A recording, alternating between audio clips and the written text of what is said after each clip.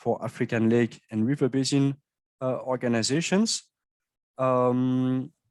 Before I show you the program of today, be aware that there is an interpretation service. There is at the bottom of your screen, there is a button interpretation, so you can have the interpretation from French to English in case some of us start speaking French. Je vais le dire en français également. Bonjour à tous. Il y a un service d'interprétation disponible. Il y a un bouton interprétation dans le bas de votre écran. Donc vous pouvez avoir le service d'interprétation de l'anglais vers le français. Voilà.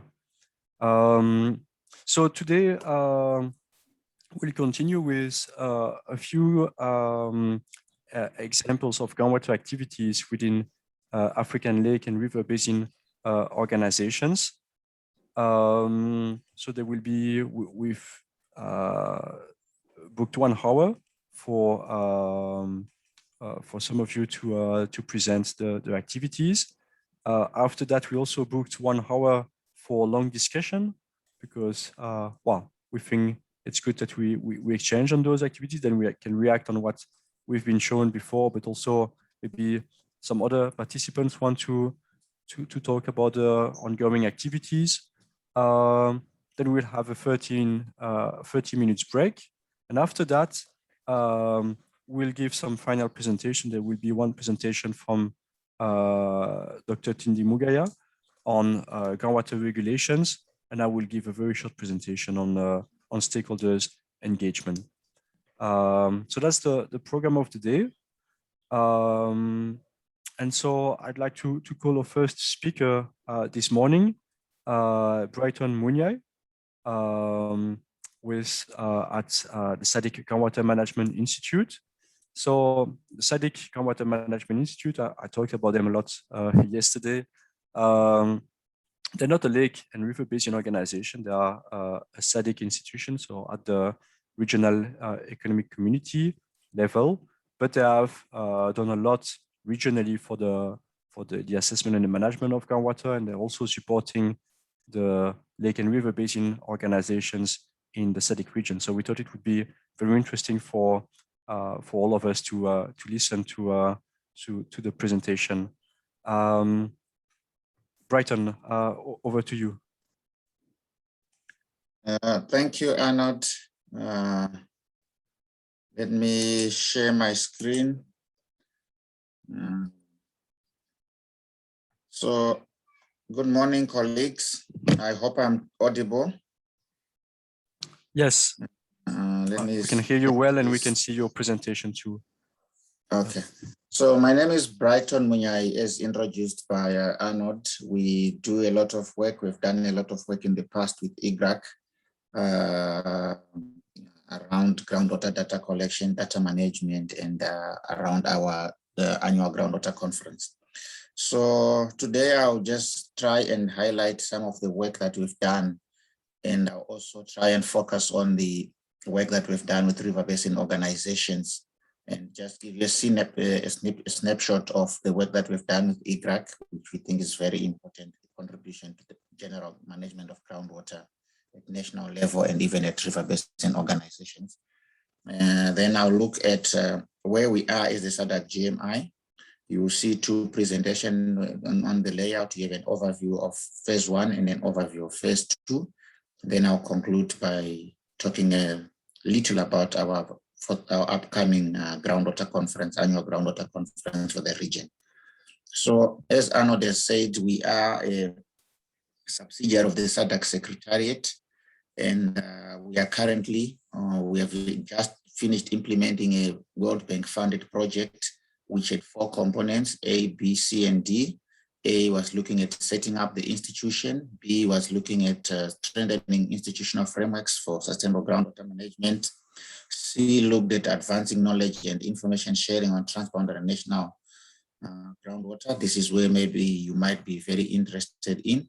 And D, we had a component that was looking at piloting innovative groundwater infrastructure solutions and looking at ways of replicating them elsewhere in the region. So as I've mentioned earlier on, we were meant to complete the project in December 2020, but because of the COVID crisis, we got a no-cost extension that took us to June 2021. So effectively, this phase 1 project ended yesterday. So I'll just highlight some of the key successes or the key issues that came out of the World Bank funded project, which is our flagship project that we implemented over the years from 2016 to yesterday. We managed to establish, with the help of our colleagues from IGRAC, the Sterckx GIP, which is the Sterckx Groundwater Information Portal.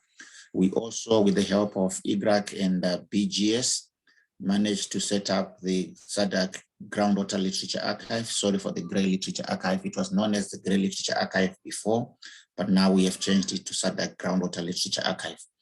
And we had an internship program, which was also being led or spearheaded by IGRAC, where we trained about plus or minus 70 professionals or young professionals trained on groundwater related issues, mainly on data collection and data management. We did some TBA work. More importantly, we established working relationships with river basin organizations through MOUs and also providing some ad hoc technical assistance. I'll come back to this later on. We have been holding our Sterckx annual groundwater conference 3 times from 2018, 2019, and 2020. And we perceive these conferences to have been a success. I'm sure some of you might have been part of it. So that's briefly some of the highlights from the previous project that we implemented. What I'll try and do is to zero in on the interventions that we have done directly with river basin organizations over the years. As I've mentioned, we have collaboration with river basin organizations we normally engage the river basin organization through an MOB and an MOU. And we have done some work with the following river basin organizations: ORASECOM, which is the Orange Senku River Commission. We are actively working with LIMCOM, the Limpopo River Commission. We are also actively engaged with ZAMCOM, actively engaged with OCACOM, and also actively engaged with COVECOM. So in a nutshell, these are some of the very active river basin organizations in Sterckx, and we are happy to inform you that we have very strong working relationships with the 5 key river basin organizations in the region. So that's the Sterckx region on your right, and the river basins which we work with: ZAMCOM, LIMCOM, OCACOM, Orange Senku, and the Kuvelai. So we have a very good footprint of cooperation with the river basin organizations.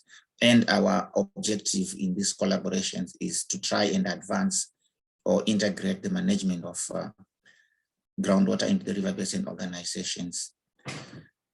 So what we are mainly interested in when we collaborate with the river basin organization is to try and infuse or also do some work around the transboundary aquifers that are found in the region. So you normally use the JFTDA JISAP approach, transboundary diagnostic analysis, joint strategic action planning approach.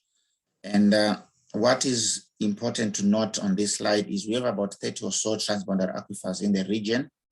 And to date, 5 TBAs have been investigated, which is the Stambriet, the Ramotswa transboundary aquifer, the Shire, the Eastern Kalahari Karoo, and the Tuli Karoo transboundary aquifer. So the takeaway information from this slide is out of the 30 or so, only 5 have been investigated formally. And this leaves us with around 25 TBAs in need of investigation. So the work to be done still remains huge. In the current project, we managed to increase or do 2 additional TDA JSAPs with the World Bank funding. So the work that we did in the Shire, those are some of the key issues coming out: the need for joint Shire Basin Committee charged with coordination and cooperation in conjunctive water management, the need to develop a memorandum of understanding on data sharing, and also taking cognizance of the ZAMCOM protocol on data sharing. The Shire is part of the Zambezi River, and we believe that whatever has to be done in the Shire, joint management of the Shire data sharing has to be done within the protocols of the Zambezi River Commission, as opposed to developing new issues. We also highlighted the need for training personnel involved in data collection and also establishing a data portal in consultation with the ZAMWIS. ZAMWIS is the Zambezi Water Information Systems, and we would wish to explore ways of incorporating the data sharing portal for the Shire into the ZAMWIS.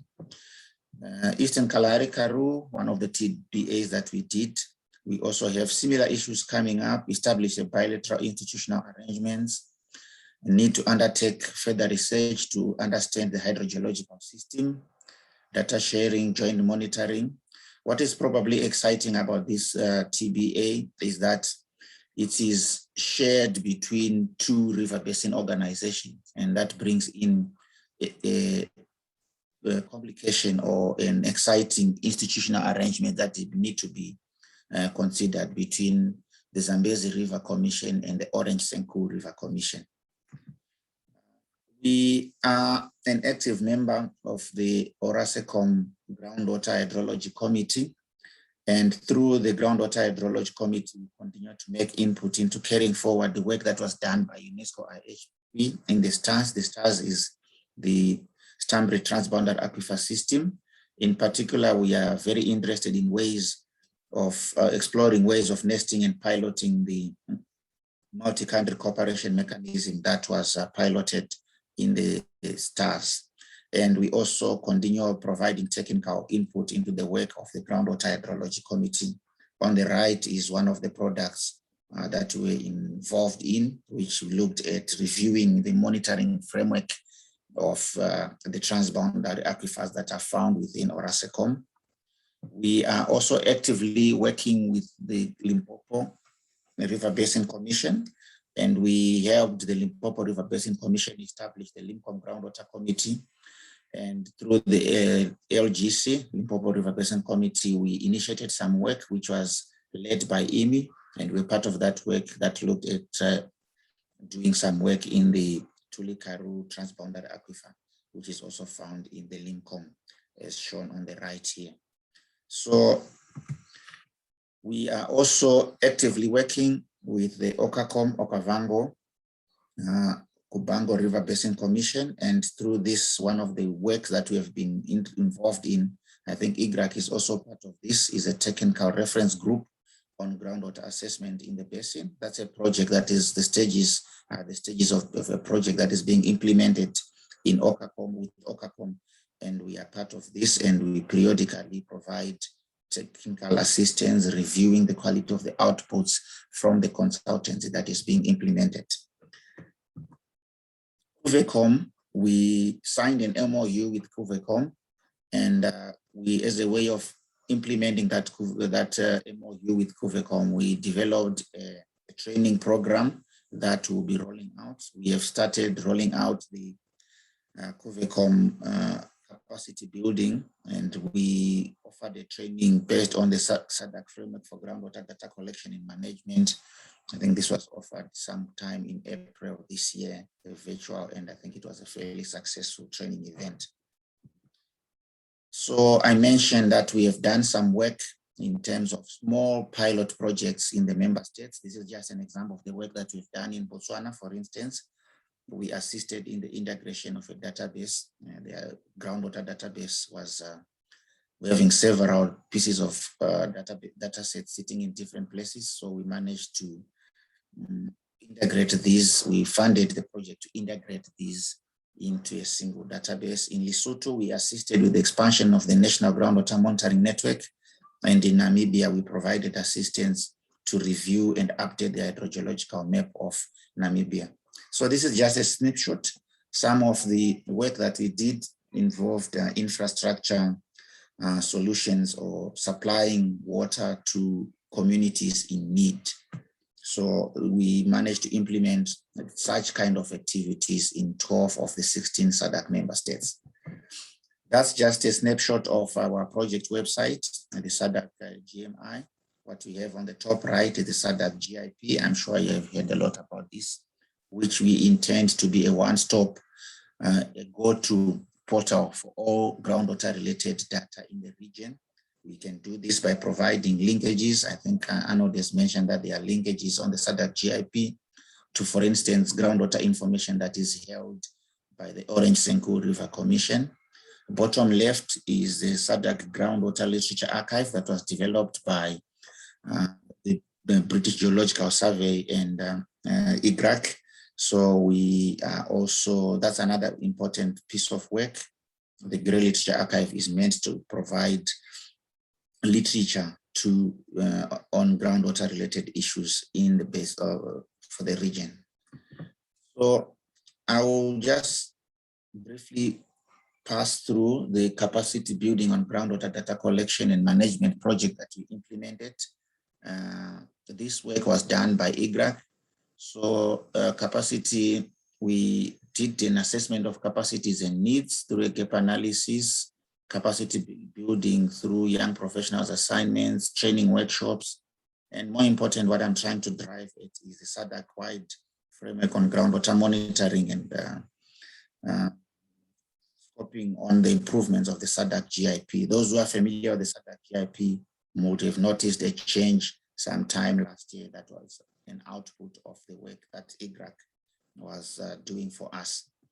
And what we did is we produced the SADC-wide data, SADC-wide framework for groundwater data collection and management. And so we noted that there are challenges that the member states are experiencing. It could be relating to the number of boreholes being monitored, frequency of monitoring, parameters, data storage, and its usage, data analysis and interpretation. And we also realized that there was need for a framework to guide the member states to be able to go about data collection and data management. The thinking was that probably the problem was at the organizational level. We felt the decision-making level and the technical level are adequately taken care of, but there was a gap that needed to be addressed at the organizational level. And this is the gap that the framework sought to deal with. Then just an overview of the framework. It deals with a whole lot of issues. I'm sure the previous 2 days you have looked at some of the issues that are addressed in the SADC-wide framework. For river vetting organizations, we think this is a very good output from the project. And if you don't have access to it, I would advise that maybe you have a look and see whether there are some issues that you might want to borrow from there to guide your data collection and data management aspects of organizational requirements. So I will not go into the details of what the framework entails. So looking ahead as the SADC GMI, well, I've mentioned that our project ended yesterday, the World Bank funded project. We have managed to secure some additional funding from the World Bank, and we developed a concept note, a proposal that was accepted, and SIWA will be funding the phase 2 of the project, which is called Sustainable Groundwater Management in SADC Member States phase 2. And we are just trying to build on the momentum that we gained in the first phase. And this phase 2 project will be based on 3 pillars, which is the 3 I's: institutions, knowledge, which we call information, and livelihoods, where we do the infrastructure component that I spoke to earlier on. And so that's just an overview of the project, with the project development to develop capacity and knowledge for inclusive groundwater management and use in the SADC region at national and transboundary levels. It's a 4-year project starting in 2021 and ending in 2025. We have secured $9 million from the World Bank, and the key result areas, as I mentioned, is a 3-component project. The first one looking at capacity building for sustainable groundwater management, knowledge development and dissemination, and advocacy, the information part of it, where we have our databases, our groundwater literature archives, and also the 3rd component, which is building resilient livelihoods and inclusive groundwater management where we will try and innovate and pilot some groundwater infrastructure and hopefully replicate them elsewhere in the region. So that's where we are going as a SADC GMI in the next 4 years. So just as a way of wrapping up, we are looking at our conference that we have been holding from 2018. This year, we are planning to have it as a virtual conference from the 10th to the 12th of November, 2021. The suggested theme at the moment is towards a secure, water secure SADC and using the groundwater systems thinking. We will be shortly sending out a call for abstracts. We are finalizing the call for abstracts with input from our partners. So that theme the wording might change slightly, but the conference will be held as suggested. And if you have products or work that you might want to showcase, this might be an opportunity for you to do so. So colleagues, with that, I want to thank you for your attention, and to Arnaud and your team, thank you for having us. Thank you. Thank you very much, Brighton. Great presentation. And usually what we do, we have a couple of presentations and then a session for questions and answers. But I don't see our next presenter in the platform yet. Is Dr. Ibrahim Abdelrahim with us from the Nile Basin Initiative?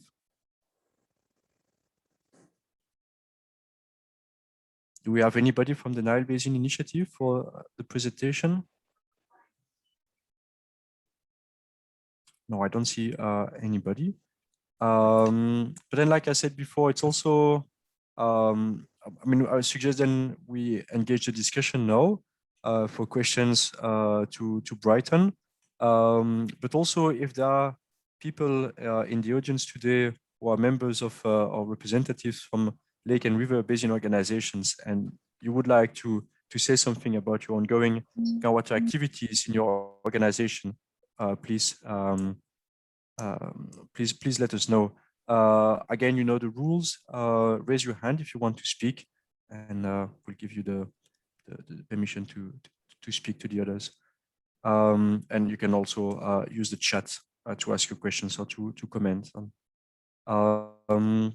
So yeah, I suggest we start now with some questions to Brighton, some exchanges.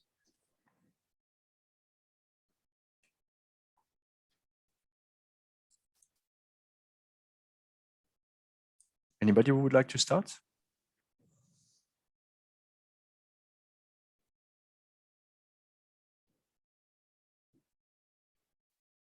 I have a question, Brighton. I'm sorry, I missed maybe some parts of your presentation because I was trying to reach our colleagues from the Nile Basin Initiative.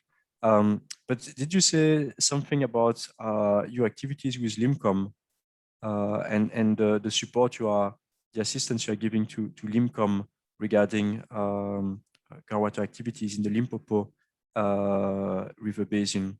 Because that's something very relevant for the audience, for other lake and river basin organizations, the sort of support and assistance they can hopefully receive from a regional institution like SADC GMI.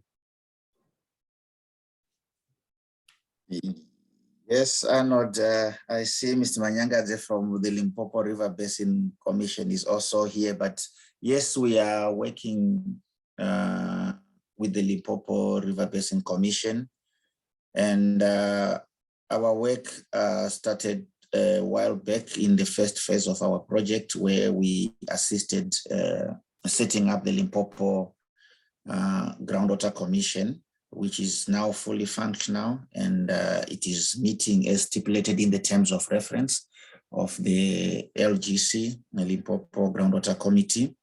So what we envisage doing with the LGC is we work with the Limpopo to convene the LGC. We also review the work that is being done and also try and see where it fits into the strategic dimension or direction that the LIMCOM Secretariat would want to see. So to that end, we are at a stage where we are trying to come up with a Limpopo groundwater strategy. And that strategy is meant to guide, to see where we are in terms of groundwater work in the Limpopo Basin, and also see what are our immediate needs, so that if we have people coming into the Limpopo Basin to do some groundwater or looking at how they can assist, the groundwater strategy will guide where the assistance is most needed. We think that approach will make the interventions that come into the basin be more responsive to the needs of the riparian states. So the LGC is the 4 states of the Limpopo, that is Mozambique, Zimbabwe, South Africa, and Botswana. And so what that then means is the LGC, I'm getting some feedback from the interpreter.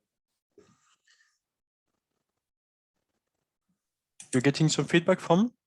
The LGC is going to be part of the formulation of the groundwater strategy.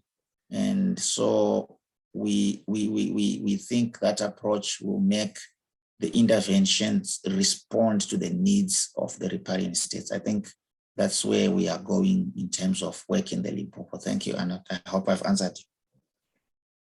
Yeah, thank you, Brighton. And indeed, I see someone from the Limpopo Commission. Zwikon Borero, would you like to say something about your activities regarding groundwater? Not necessarily, but I think Brighton has really covered most of the issues. Only to say that, just to add that the Limpopo Groundwater Committee is one of the Limpopo Water Course Commission task teams. And, you know, we have about 4 of them, which is the groundwater, Limpopo Groundwater Committee, the technical task team, the flood focusing task team, the legal task teams. So these task teams are composed of technical experts from all the 4 countries. And in this case, the LGC is assisting the Secretariat in terms of groundwater issues into the 4 countries that have been mentioned by Brighton. So it's a technical grouping of experts from all the 4 countries on groundwater issues within the basin. I think that's what I just want to add. Thank you. Okay, thank you. Do we have more questions?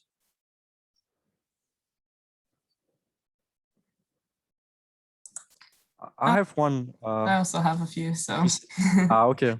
But okay, well, I was just going to ask Brighton about the slide where he showed that I think it was a handful of transboundary aquifers in the region out of around 25 have been assessed. And I was wondering what the decision process was behind selecting those specific aquifers within the region to assess in further detail, and also where he thinks the next kind of zooming in to assess a specific transboundary aquifer in the region, what will that be driven by, and yeah, really, yeah, what he thinks the next TBA in the region should be that gets some further attention.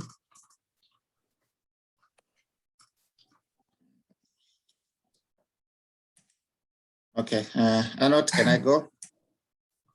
Sure, please. Okay, so yes, Christine, the 5 TBAs that we assessed, they've been mainly based on if you look at their distribution, it's the part of the dry part of the region.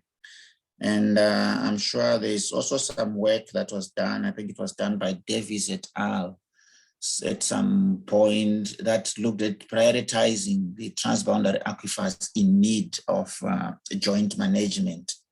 So, and also you will recall that the SADC GMI is what is called the Subcommittee on Hydrogeology, which is a subcommittee on groundwater. So those three approaches is what guided the intervention that the SADC GMI did.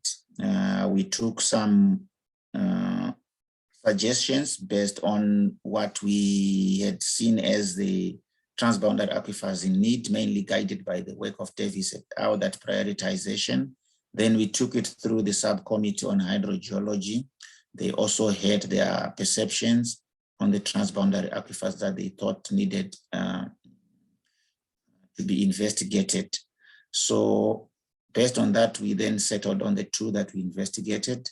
And looking forward, we think there is need to expand the work that is being done around the TBAs. We look at ourselves going into that transboundary aquifer that is called the sand and gravel that is shared between Malawi and Zambia. The main reason for that is that there seems to be a lot of population pressures around that area. And also there is a fairly high dependence on groundwater. We are also looking at the transboundary aquifer that is called the Limpopo Basin transboundary aquifer, the one that is just adjacent to the Tulikaru. The reason also is because of huge population pressures there, and also the water scarcity in that region, and the need maybe for joint management in that area. I think those are the ones that we have prioritized at the moment as a SADC GMI. And so at one time we thought of reviewing the work that was done by Davis et al. And also try to come up with a revised prioritization. So it's something that we might do in the next phase, but our current thinking is we are thinking of those two TBAs as a priority. Areas in need of TBAs in need of intervention. I hope I've answered you. Thank you. Yeah, that's really interesting to hear, actually. Just as a side note, some of my PhD research was done on the sand and gravel TBA shared between Malawi and Zambia. So maybe we should talk about that further at another time. Thank you. Did you have a question, Arnaud? Yeah, I had one. Back to the Limpopo River Basin, because as far as I know, the Groundwater Committee looks at the three transboundary aquifers within the basin, so the Tulikaru, Limpopo, and Ramotswa aquifers. And I was wondering if you're also looking at any other groundwater in the basin, which I think is also relevant in terms of conjunctive management, integrated water resources management, you know. So not only TBAs are relevant with that respect. So I was wondering, I mean, why you have, first, if it's correct that you are looking only at TBAs, and if yes, why you have discarded or you are disregarding the other groundwater in the basin, and if it's on the agenda that someday you will also address groundwater assessment and management in that is not transboundary. Over to you, Brighton, or your colleague from the yeah. The Lincoln Groundwater Committee is made up of groundwater experts from the 4 countries. Besides the transboundary obligations, they also look at their national groundwater issues. So in this case, they look at both the transboundary aquifers that are shared between or among member states, and also their national groundwater issues that might fall outside the designated transboundary aquifers, in this case, the Tulikaru, the Limpopo, and the Ramotswa.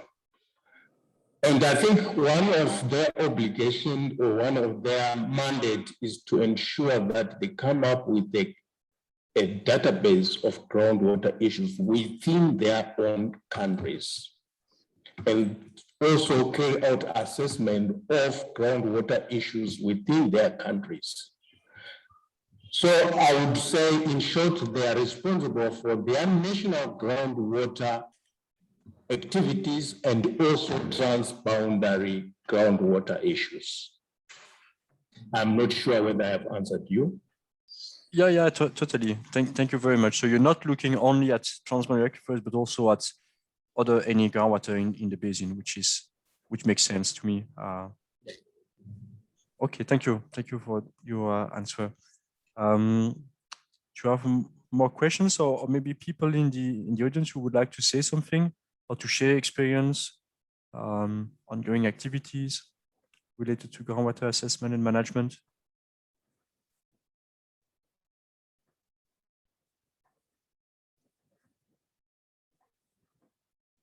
Christina?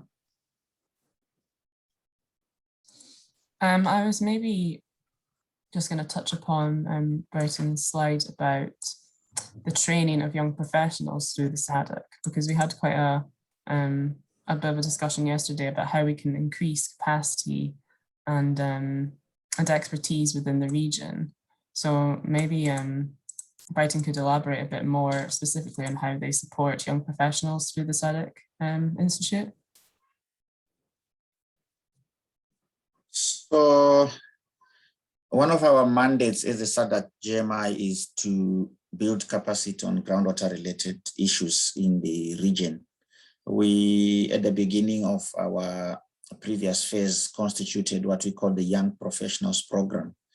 And the Young Professionals Program, we were looking at somebody under the age of 35, and that person was supposed to have at least less than 5 years experience in groundwater or water-related work.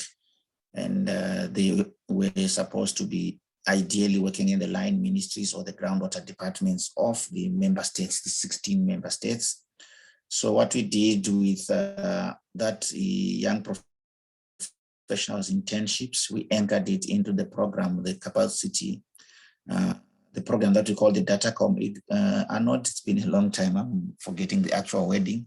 So the Datacom project was being implemented by IGRAC, and we seconded kind of those young professionals. They were supposed to be 32. I think we ended up having 25 there about Arnaud that were seconded to the Datacom project. And they went through an internship on issues relating to groundwater data collection and management, and also GIS training based on the QGIS platform. And we tried and incentivized them by means of a small stipend, not anything major, but we think that's a very big contribution to the groundwater capacity in the region. In that, one, we have built a community of practice, and two, because of issues relating to transboundary, I think one of the key ingredients relates to cooperation and trust between professionals from the different states. So we have a grouping of people that can work together, that have been trained on the key issues relating to groundwater data collection and management. And we think going forward, this can form the nucleus of the capacity in the member states. And hopefully we can start seeing some of them implementing some of the initiatives or activities that they've learned through the project. So the takeaway home is probably the model of attaching them to an ongoing project. I think is a very important way of building capacity.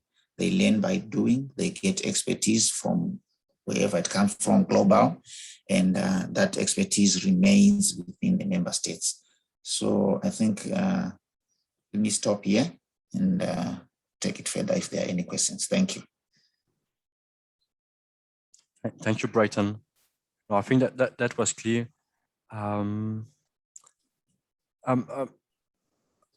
We were expecting a presentation now from a representative from the Nile Basin Initiative, because they have an ongoing project on groundwater assessment in the basin. We thought that would be very interesting for all of us to hear what they are doing there. But unfortunately, the person who was supposed to give this presentation is not with us now. or if she is, please let us know. Do we have anybody from the Nile Basin Initiative? No, we don't have anybody. Maybe some other African Lake and River Basin organization with us would like to say something. Yesterday we had a great presentation from the Niger Basin Authority. Today a great presentation on SADC-GMI at the SADC level, including also an intervention from an insight on what's going on in the Limpopo River Basin. Do we have other lake and river basin organizations who would like to say something about the activities or the plans, the strategies for including groundwater?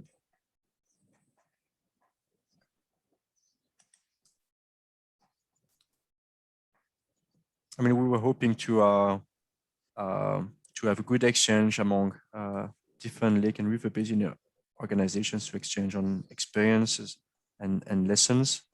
We didn't want to lecture for 3 entire days, so I thought it would be very interesting to hear from each other. But I don't see any other participant who would like to say something. So yeah, I suggest we move on. Last chance to say something, otherwise we move on to the next part of the agenda. Nobody? Okay. So next part in the agenda was a presentation from Dr. Tindimugaya on groundwater regulations, but he's not with us yet. So I hope he will be joining soon. So I will present my presentation on stakeholders engagement, and hopefully afterwards we can listen to Dr. Callist on groundwater regulation. So let me share my screen.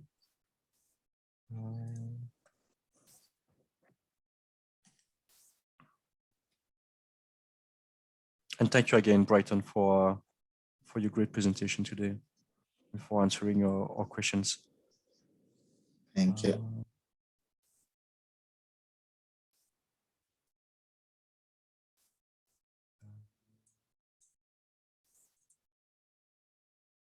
So this is a very short presentation on stakeholder engagement, because the topic of this course was really on groundwater assessment as a prerequisite for groundwater management in lake and river basin organizations. So yesterday we had many presentations on groundwater data collection, groundwater data management, groundwater data sharing.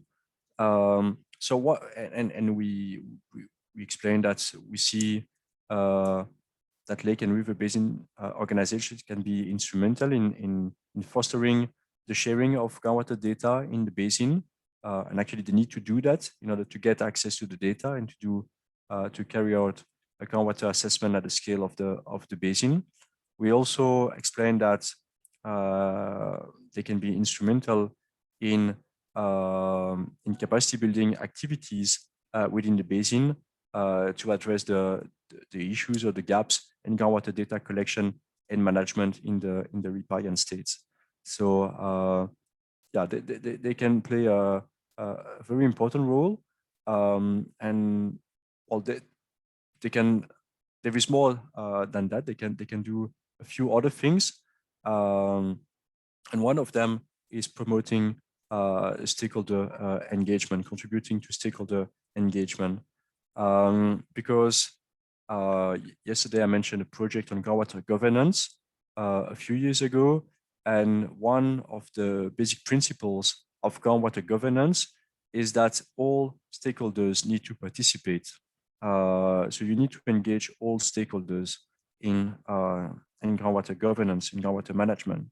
That includes, of course, the national groundwater departments, or groundwater authorities, or geological surveys, but also other ministries or departments, RBOs, of course, regional economic communities, and with institutions like SADC-GMI, TBA commissions on transboundary aquifers, research institutions, NGOs, I forgot private consultants or companies here, water companies, the general public, citizens and communities who depend on groundwater, and probably many other. So all the people who have say a stake in groundwater should be involved in its management, because it's a shared resource, and everybody needs to be engaged. And to be engaged, you need to have access to information. If you want to act properly, accordingly, you need to know about the resource. So again, we're coming back to data and information sharing, and the important thing here is that it goes both ways. Of course, as a river basin organization, you're interested to get the data from the others, but keep in mind that the data should also go back to those data providers or to other stakeholders.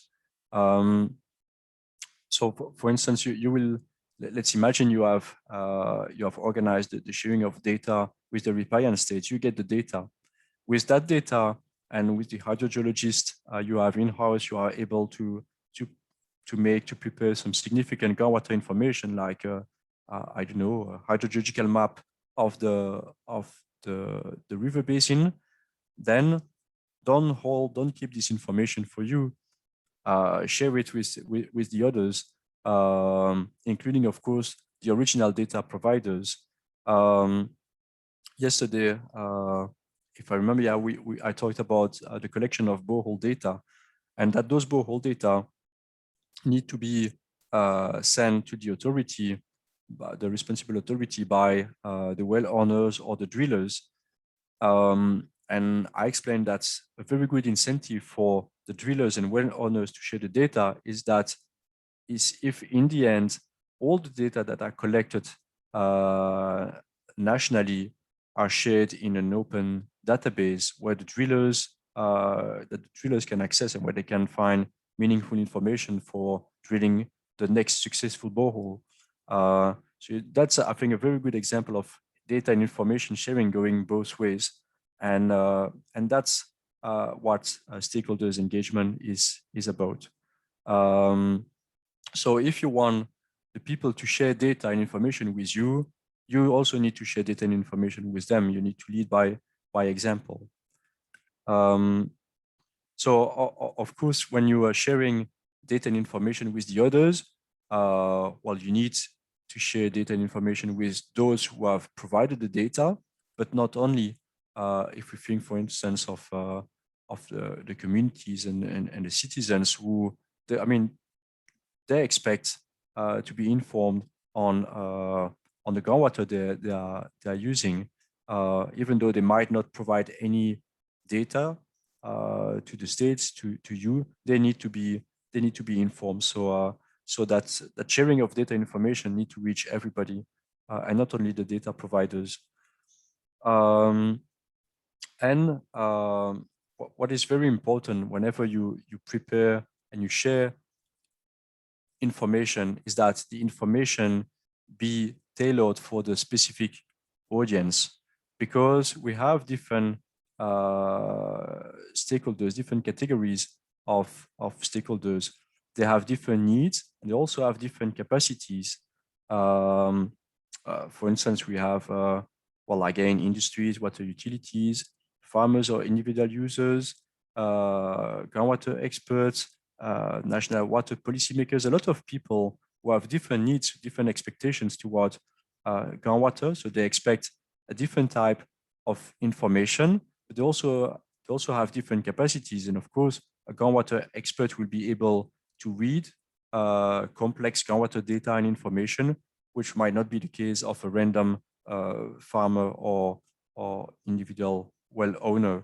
So you need to tailor to the information to the audience. And I like this figure on the right because it gives a lot of examples of support for sharing groundwater information. And there are in different places on the chart. you have three pools. One is for decision makers and politicians. They're not necessarily trained or skilled in groundwater science. And the same for local groundwater stakeholders and the general public. And then you have here a third group of main category of audience, that's of stakeholders, so the groundwater professionals and planners. So according to the audience, you might use different of those information support, like the social media. Probably won't use the social media to reach decision makers and politicians.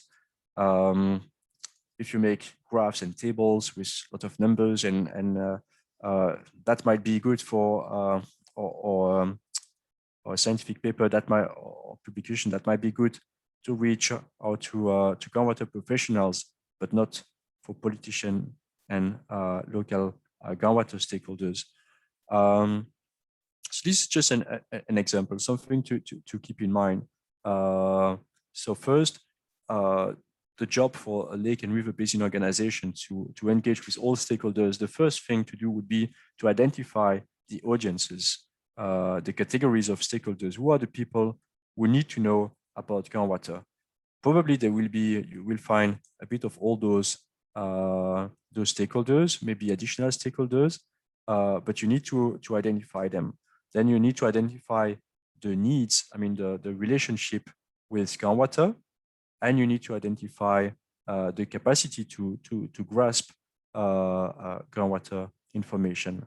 And once you have done this job, then you can eventually prepare the right information for the right category of stakeholders. So yeah, that was just a short presentation on stakeholders engagement. And as you see, it relates very much to data sharing we did yesterday. And if you develop, set up a platform to foster data sharing, data and information sharing with the river basin, within the river basin, you can use that same platform probably as a way to reach out stakeholders and to share information with them. Thank you. Do you have any question on that? I think it's pretty straightforward, but if you have a question, please ask it now.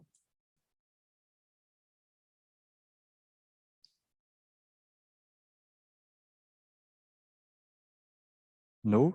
Then let me see, because we were expecting a presentation from Dr. Callist on groundwater regulation, but I don't see him in the platform. I don't see him either.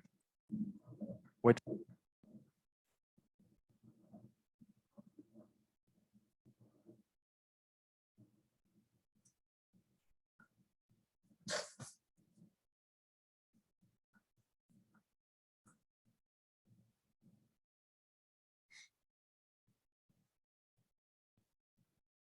You're muted.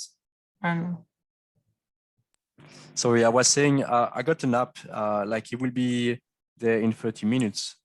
Okay. So I think it was waiting for his presentation. It's only a pity that our colleague from the Nile Basin Initiative could not join to and give the presentation. Maybe have been... maybe we should take our break a little bit earlier. And then it's quite early for a break, but yeah, unless someone wants to engage a discussion now, but it wasn't the case 15 minutes ago. So yeah, I think this is the right way to go, Christina. So we split for 30 minutes, and then we resume the course in 30 minutes with Dr. Callist with us to give a good presentation on groundwater regulations. Yes, I think that would be a good idea. Thank you. See you later then in 30 minutes. 30 minutes. Oh, no, we have a question. But hello, is it to categorize the various stakeholders? Yes. I'm not sure whether I understand your question, because that's what I said actually, that you need first to identify the categories of stakeholders in the lake and river basin. But maybe you can ask your question and maybe explain better to be sure that I understand it properly. You can talk, Christine. Yes, maybe I missed it somewhere, but you were talking about the various types of stakeholders. You have politicians, you have the community and all that. So how do you handle the various interests of these stakeholders? Because, you know, when they are different, they have different interests. So I wanted to know that part, how you do that. Yeah, well, the first thing is indeed to identify those different groups of people, and those with the interests and the ability to grasp groundwater information. And once you have identified different stakeholders, categories, well, you need to find the best way to reach out to them with the right information. So you need to tailor your information. Let's imagine you have collected, for instance, an extensive amount of groundwater data, like groundwater quality data in the basin. Well, you might want to write a scientific report with some pipeline diagrams and groundwater quality or transport mechanism modeling or whatever, you know, make an advanced hydrogeological study on that. Well, that report, you might share it with hydrogeologists or scientists, and that would be great. But you're not sending that report to politicians or to farmers or to other people who are not skilled in hydrogeology. So still, those people also need to know about groundwater quality. So you need to find another way. So for politicians, for instance, you might write a policy brief or a simplified report, you know, one-page flyer or whatever, or you might invite them for a special meeting where you could explain the result and discuss the impact in terms of policy and decision making. And the same for you could also use social medias if you want to reach a larger audience, general public, or hold assemblies with farmers of groups of interest. There are many ways for communicating, and I think in my slides I shared a figure with a lot of examples. So in terms of interpretation of the data, it doesn't change anything to the job of the hydrogeologist, but when it comes to sharing the outcomes with the various stakeholders, you will need to think of the best way to do it, and maybe use communication specialists within your organization to do that properly. I hope that answers your question. I know if I may, good morning, everyone. Hi, Nino. Just to drop in here for a moment about stakeholders, and you see that all kinds of issues, and certainly when I talk about water, that you have various stakeholders and various interests, and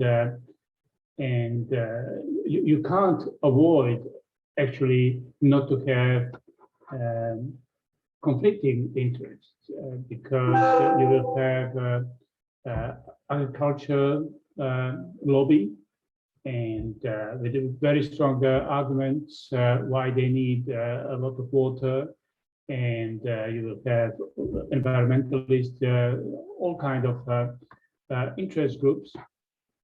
And so certainly it's very important how to communicate, to have this custom-made information prepared for various groups. What I wanted to add there is that we hydrogeologists, yes, we are assessing the situation based on facts. So that's, and we need to be as objective as possible. At the same time, it's also our task to think of all kinds of water users and their interests, and try to find a common ground. And I think that's very important. Okay, this is important for environmentalists or water supply companies or to agricultural lobby. So what is the common ground? We want to preserve our resource. We need to use it, but at the same time, we want to preserve for future generations. So it has to be sustainable or near sustainable. So how we can reach that. And at the end of the day, it is up to stakeholders to agree, and they have to find a solution. And this problem is not specific for any country, and certainly not for Africa. We face that all over the world. And you see, for instance, in California, which is one of the richest countries in the world, that they have enormous shortage of water. And groundwater is there, the main source of water. Why? Not because there is not sufficient water, but there is so extreme agricultural production, and which is actually 80% used for export. So and only few people benefit from that. So, but this lobby is extremely powerful. So again, just to round off, to try to find a mechanism where stakeholders will be willing to sit together and to have open mind and say, okay, I want to gain something from this, but I can't get it all. And then it's good to have also some kind of mediator there, and someone with a lot of experience in this kind of, I would call it a policy, even political processes. Thank you. Thank you, Nino. I think that was a very complete answer to your question, Christine. Does anybody want to react or ask another question?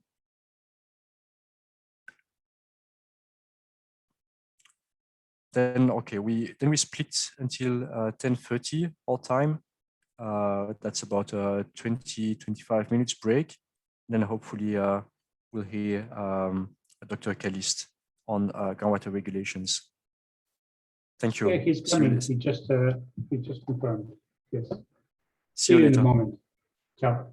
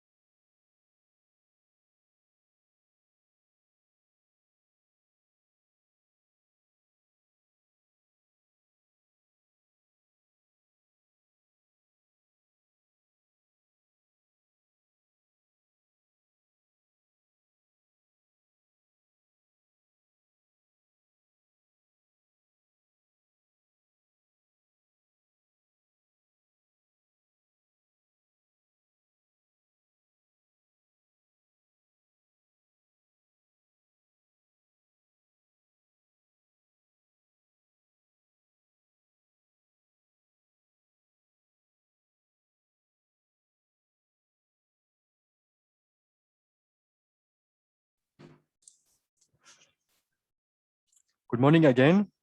So we'll resume the course, and we are very happy to have Dr. Callist Tindimugaya with us, and he will now give his presentation on groundwater regulations. Over to you, Callist. Thank you very much, moderator. Sorry.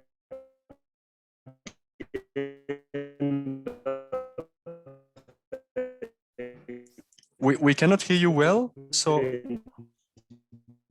you earlier. no, we cannot hear you Yes, well. I will So be taking you through the presentation. Can I request that you read my presentation? Sorry? Yeah, I will run the presentation. Can you read my presentation? I will read the presentation, but it's better. Are you hearing me now?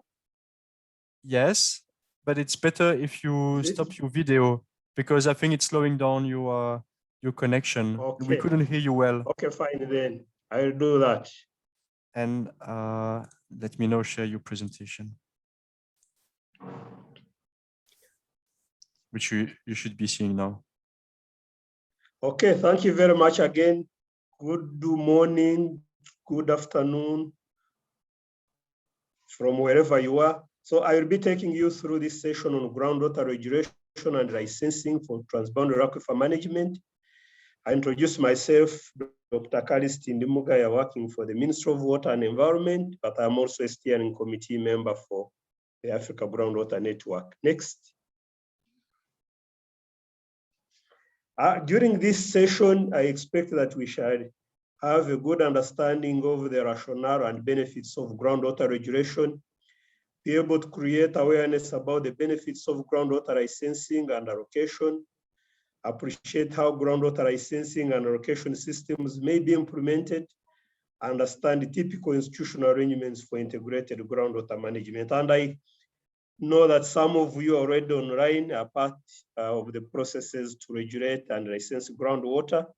So I hope we'll get some new people who are learning new things from this presentation. Next. So why do we regulate groundwater?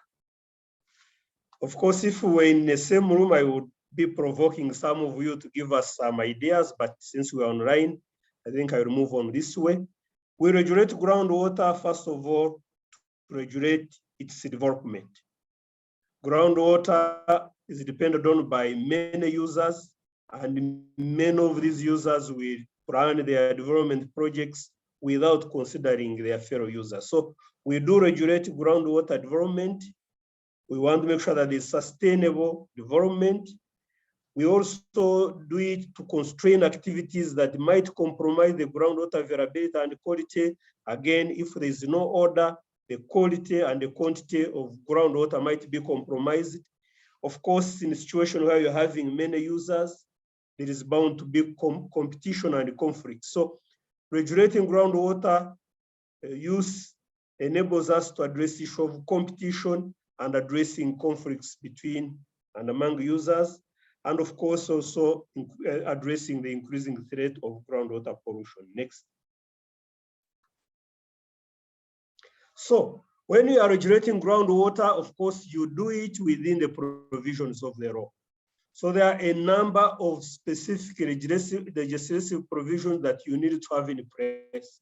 Otherwise, if they are not in place, you might actually be taken to court, and because whatever you'll be doing will be considered to be illegal. Number one, we have to have groundwater abstraction permits issued. We have to have wastewater discharge permits issued. We also have to have sanctions for non-compliance. There has to be a provision in the law that enables us to get those who are not complying with the provisions of the regulations to be brought to book. We also, during permits and controlling well construction activities, have to be there. We also have to have elements of catchment and aquifer level resource planning. Again, those are part of the provisions to enable us to regulate groundwater. Land surface zoning for groundwater conservation and protection, facilitating water use and stakeholder participation, and provision for groundwater monitoring. So in general, groundwater regulation has to have these provisions for us to achieve the objectives. But whatever we do has to be flexible and enabling. You wouldn't want to put in place something that really suffocates developments, but also are not catered for within the legal and institutional framework of the country you are working in. Next. So when we are dealing with water, we note that water is a public good. It is publicly owned. In many countries, even if you have land, the water on the land belongs to government. You don't, for example, say people cannot use the water on my land. So it is publicly owned. So the responsibility of the government is actually to look after this water. And that's why governments issue what are called water rights or water permits, and these are rights to use the water. So when you are given a water right or a water permit, you are not actually being given permission to own the water, you are only being given permission to use the water. And this permit or right can actually be taken away. I know, of course, there are some countries where permits are so, the rights cannot be taken away. But in many of our countries, recent developments in groundwater regulation have changed from water right to water permits just because in some countries they consider that rights cannot be taken away. And of course, these permits, and I will change maybe from now, call it a permit so that we don't cause confusion with the right. These permits are issued, granted under certain terms and conditions, which you have to meet as a permit holder. So the permits or licenses are given for certain periods of time, and there are things that you have to meet for you to continue holding that permit. Next. So one of the things, of course, we need to reflect on, each one of us on this in this training, is reflect on your country, reflect on the region you come from, the basin you work with. Is there a permit or a licensing system to abstract groundwater in your basin or your country? Again, reflect on how it is being run. Those who don't have them, maybe it would be an opportunity to see how such a system can be put in place and what things you need to ensure that they are given attention as this system is being implemented. Next. Why groundwater licensing? Next. Continue. We do groundwater licensing again to reduce interference between abstraction wells. When you have wells which are near each other and maybe in the same aquifer, if you don't license the use of that groundwater, chances are that one well will interfere with another, and then the wells might end up drying up. So we reduce interference. We control how much is actually being abstracted by each well, bearing in mind the interference, and ensure that there's sustainable development. Again, we avoid conflicts and disputes over water use, foster the participation of the water users. We want the water users also to be part of groundwater management. As they use the water, they are expected to monitor how the water level is changing with abstraction, but they are also expected to record how much water they are abstracting. Through that, they are participating in the management of the groundwater resources as users. But also we improve economic efficiency and also ensure that we implement groundwater demand management. Again, if you let the users use the water without any control, then many of them will even just waste the water, and we end up actually having water wasted when it could serve many users. So groundwater licensing is also part of groundwater demand management. And of course, when the licenses are issued, there is a charge that is paid. So licensing also enables us to collect abstraction charges, depending on the amount of water you are using. So one of the things, again, I would want us to reflect on as we move forward, does groundwater licensing guarantee a given water quantity or quality? Again, reflect on this, and this could be the discussion we can have after the presentation. Does it guarantee a given water quantity and quality? Again, reflect on the licensing systems you have in your countries and give us a feedback. Next. So what are the requirements for a good licensing system? Number one, it has to have comprehensive, and it has to be comprehensive and unified, preferably covering both groundwater and surface water. And I think in this training, we have already noted that groundwater is part of the water cycle. Groundwater is related to surface water. So if we have licensing systems that are completely separated, then obviously you cannot manage these resources within a framework of the cycle. So a good groundwater licensing system should cover both surface water and groundwater, should have sufficient detail to minimize conflicts between the users, should specify conditions under which groundwater is abstracted. Again, if you issue a groundwater license and you don't have clear conditions which the groundwater permit holders have actually to comply with, then that licensing system doesn't help much. So there has to be the time, what is the duration of that permit? In many of the situations, for example, in our country, Uganda, we give a groundwater abstraction permit for 5 years and it is renewable. But again, if you need water for only 1 year, we give you that permit for only 1 year. But if water is going to be used continuously, our permit is only for 5 years, renewable. You have to state the rate at which pumping is going to be done, the volume of water that is going to be used. And again, we highlight what needs to be considered in situations of scarcity. Situation of scarcity, again, you can reduce the amount of water a permit holder is using. Appropriate judicial and review mechanism to enable affected users to question or challenge the decisions. Again, there has to be a feedback mechanism. You don't want it to be a one-way. There has to be a mechanism where users of water, if they are aggrieved, they can actually question, they can challenge the decisions, and then be given justice as may be required. Next. So, I don't know whether you see this clearly, but this is an example of permit conditions. Again, this is drawn from the work we do in Uganda. Duration of the permit. Again, we are saying this requires to be flexible, but ranges between 1 to 5 years. Again, as I mentioned, if you only need water for a short period lasting 1 year, there's no reason for one to give you a permit for 5 years, because every year you pay an annual fee for using the water. So it doesn't make sense to give somebody a duration which is not necessary. You have to specify where the water is going to be abstracted from. Otherwise, the permit is specific to that location. You have to state the purpose for which you need the water. Again, our national water policy in Uganda gives first priority to drinking water. So in situations of water scarcity, we can cancel, we can suspend all the permits and allow water for drinking. If you need water, for example, for irrigation, we allow you to use water for irrigation if the need is for drinking are already met. So that's why it is important to indicate the purpose so that you are clear why you are issuing the permit. Of course, the rate of abstraction will also go hand in hand with the amount of money somebody pays. And of course, also you have to give details of the well, the environmental requirements, how to protect the wellhead, the source, the protection zone around that source. Permit fees, you have to state how much one has to pay for use of the water. They have to submit the records annually. For us, in our case, every 3 months.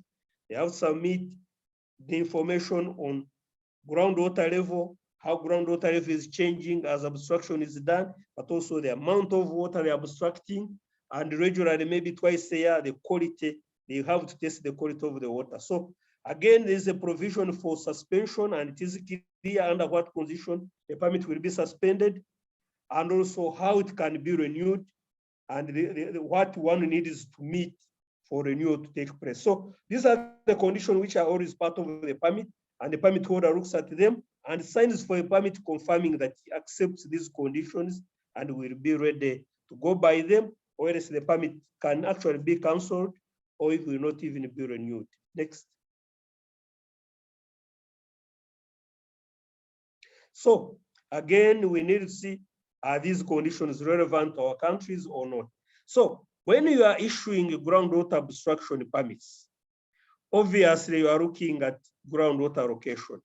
You are trying to make sure that you allocate water among different users, again, guided by the provisions of the policy and the law. As I mentioned to you, when we are allocating water, we give first priority for those needs for drinking, and other users are given secondary priority. So what is the allocation criteria?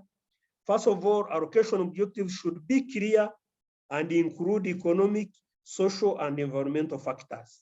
They have to be clear so that the users really understand why, for example, you have not allocated them water or why you have allocated them less amount of water. This criteria should be flexible to allow reallocation. You don't want, for example, to allocate somebody water and for 5 years, then after 1 or 2 years, is just using a quarter of that water. There has to be a provision for reallocation in case somebody actually asks for water and you realize it's not going to be used. There should be security of tenure of the users. That's why it is clear of the duration. You have to be clear of the duration so that the user knows that he or she has 5 years to use this water. But of course, there has to be also an element of indicating to them that in situations of emergence of scarcity, then that use can change. Predictability of the outcomes of allocation process, again, one is to be clear that you are not just going to at any moment change. Equity, again, you look at all the users to ensure that there is equitable resource allocation. The allocation criteria has to bear in mind the political environment and the public perception. So politically and publicly, it has to be acceptable. Otherwise, you don't work in an environment where you do things technically. You have to see what is the political environment? What are the politicians thinking? Will they support you, or they might think you are undermining the authority? What about the public? Then changes in existing and desirable situation, it has the efficacy. We have to deal with changing and desirable situation. If, for example, people have been over abstracting water, then this allocation criteria has to change that existing situation to make it more sustainable. And of course, administratively should be feasible and sustainable. You don't want to take something that you don't have capacity and resources to administer. You would rather leave it, otherwise then you set up something that you cannot manage to keep running. Next. So are there other criteria? Again, think through your countries. There could be other criteria that are used, and again, we can share. So administration of groundwater licensing system, next. Again, when we are looking at this, we need to remember that when we are administering a groundwater licensing system, there might be situations of interaction between groundwater and surface water. And that's why in the earlier sessions, issues of groundwater monitoring, groundwater assessment are key. You cannot administer groundwater licensing system if you don't monitor your resource, if you don't assess your resource, and if you don't have a mechanism of managing your groundwater data. So the sessions that have been covered are very, very much important in enabling the groundwater licensing system to be managed. So important issues to look at: the level of surface water connection. Again, you need to understand, could there be a situation where surface water is actually recharging groundwater? In which case, then when you are administering groundwater licensing system, what will be the impact on the surface water resources? Which bodies? And again, are there third parties being affected? Maybe you are pumping, you're having a borehole and it's drying up all the springs around. What about, of course, the impact on base flow, the ecosystem? Could there be ecosystems that are depending on your groundwater, and when you pump your groundwater, they're affected? So the licensing system has to bear in mind this interaction between groundwater and other resources, base flow, ecosystem, springs, and general surface water interaction. Next. So what are the special considerations you need to look at as we administer the groundwater licensing system? I divide them into two technical considerations. Number one, you have to understand the groundwater quality. There has to be concern about the quality of groundwater.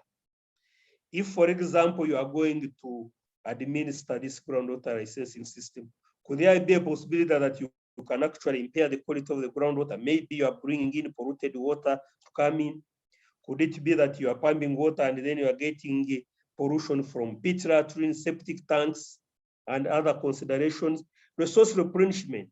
How is the resource being replenished? Could it be that you are going to pump the water and then all of a sudden the resource is depleted? Again, this is where now one needs to look at situations of fossil groundwater. How are you going to license it? Then the dual purpose of some wells. Again, some of the wells may have actually serving different purposes, and we need to look at them. Would it be that I'm pumping a well, and maybe this well is also being used as a pumping and also a monitoring well at the same time? Then managerial considerations, well drilling trade, how is the drilling being done? Flexibility in water allocation. Again, we need to ensure that, as we mentioned, groundwater conservation areas and transboundary aquifers. So when we are administering this, again, we need to look at both technical and managerial issues, because they are key in ensuring that we have a sustainable groundwater licensing system. Next. So a number of issues to look at, points to consider. As you implement your groundwater licensing system, it is important that you deal with the stakeholders and bring them on board. They need to understand what you are doing and why you are doing it. In some situations, people take water for granted. They think it is a natural, a God-given resource. Why do you want even to control me to use this water? Why do you want even me to pay an annual fee? But getting the stakeholders to understand why you are doing it, making sure that they understand that you are doing it for their own good, to ensure that there is no competition, to ensure that there is no conflict, to ensure that there is resource sustainability, enables them to comply with the conditions you attach to the permit. So stakeholder participation is going to be very key in compliance. And once you issue, for example, groundwater permit, obstruction permit, and the conditions you have attached are not being complied with, then your system is not serving the purpose. So you need compliance. Transparency in allocation process is going to be important, because also it will help also, it will be enhanced by availability of an information system. If you are allocating water resources, groundwater resources, you need to base this on information. So if you have an information system, then it facilitates the allocation process and ensure that whatever you are doing is transparent. If you are doing it without any information that is scattered, then it becomes very difficult even for other people to know why you have taken certain decisions. Monitoring of water use and water resources is key to water allocation enforcement. Very, very important. I think the session that was presented on groundwater monitoring is very, very important in groundwater management, and is key in ensuring that we enforce the provisions of the permit. If, for example, somebody has got a permit and has been allocated a certain amount of water to obstruct on a daily basis, if there is no monitoring of how much is being used on a daily basis, and you don't have a record of that, then obviously you cannot enforce that provision. But also, if you are not monitoring how the groundwater level is changing due to obstruction, it becomes also very difficult for you to see whether the resource is being depleted and whether actions are needed. So monitoring is part and parcel of the groundwater licensing system, and really should be given adequate attention. Effects on a third-party water cost-based flow, environmental ecosystems, and sustainability of springs. These are important things we need to consider, because again, we don't want to license groundwater use and end up causing more problems. So we have to look at it, and that's why we need to look at groundwater licensing within a broader picture and within the framework of the water cycle and also the catchment. And of course, political and public awareness. You have to raise awareness about this licensing system to both the political leaders and the public, so that they understand. So when you are having a licensing system, you have to have a component of awareness raising and communication, so that the people can understand why you are doing it and how they can benefit from this. Next. So implementation tools. Obviously, you need a number of tools. Some of them I've talked about. The planning instruments. You need to have a spreadsheet, of course, a database of water users, the polluters, the aquifer quantity and quality model. You are regulating a resource, and you need to have an understanding of the resource availability and its quality, but also the users. That's why a water permits database is very, very important, because this is the information you need. But also you have to have guidelines, procedures for receiving. For example, the users have to know, how do they submit an application? for a groundwater permit.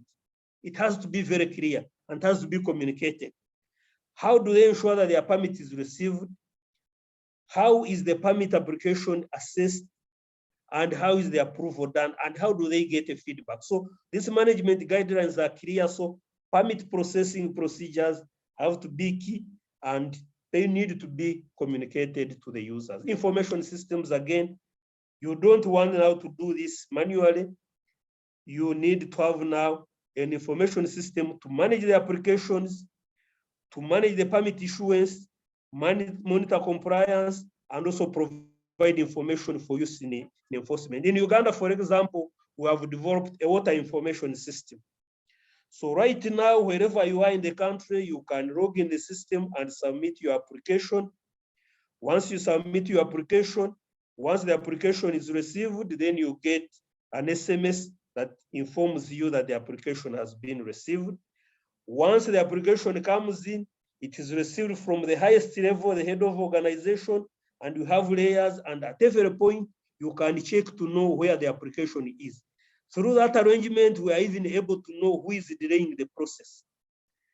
So the assessment is done, and then when the assessment is completed, the report comes back, and then the permit is approved for printing. It is printed automatically, and then the applicant is given information that the permit is ready and can be corrected and picked. So it's one way of ensuring that we automate so that then the users find it easy. Previously, people would travel from all over the country to come and bring their permit application to the headquarters, but right now you can do it from wherever you are. The information compliance is also there, so you can go to any user and you see their compliance level over a long period. And also, we have information to use in enforcement. Clearly, you can query and know the permit holders who are not complying with the provisions of the law and then enforce. We have also put in a provision where the permit holders are alerted before their permits expire so that they can apply early enough. Then, of course, public education, as I mentioned, very, very important in permit regulating groundwater and permit issuance, raise political and public awareness. Again, if the politicians don't understand why you are doing this process, if the public don't understand, then you have a problem. Compliance becomes a problem, but you can also end up having challenges with them. Next.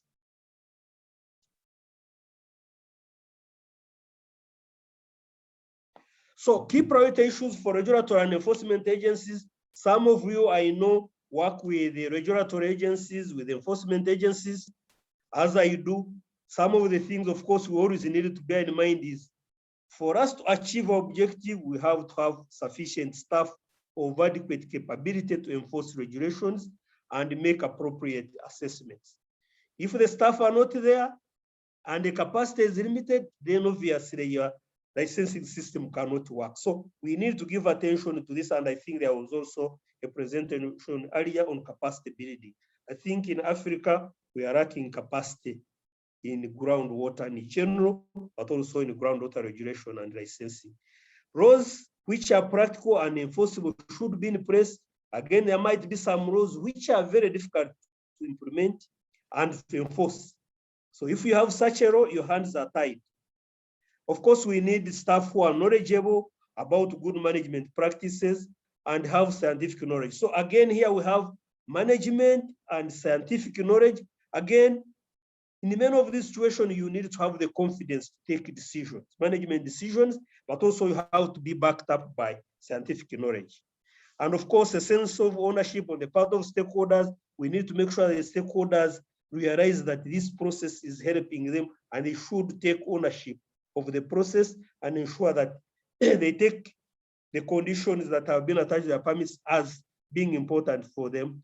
Adequate financial resources support staff and operations. With this process, you need to visit the users. You need to interface with them. There's a lot of money needed. For example, advertising in the media. Like for us annually, we have to publish in the media and the newspapers a list of all hydrogeologists that have been licensed to operate in the country so that the users get to know. And we tell the users that if somebody is not on that list, then he shouldn't be given any work and should actually be arrested if found operating. We do the same with the list of drilling permit holders, also the user. So you want to be able to inform the public through different means, organize workshops, you go to TV, go to radio. So you need to have resources to do all of that work. Otherwise, you have a system that is not understood.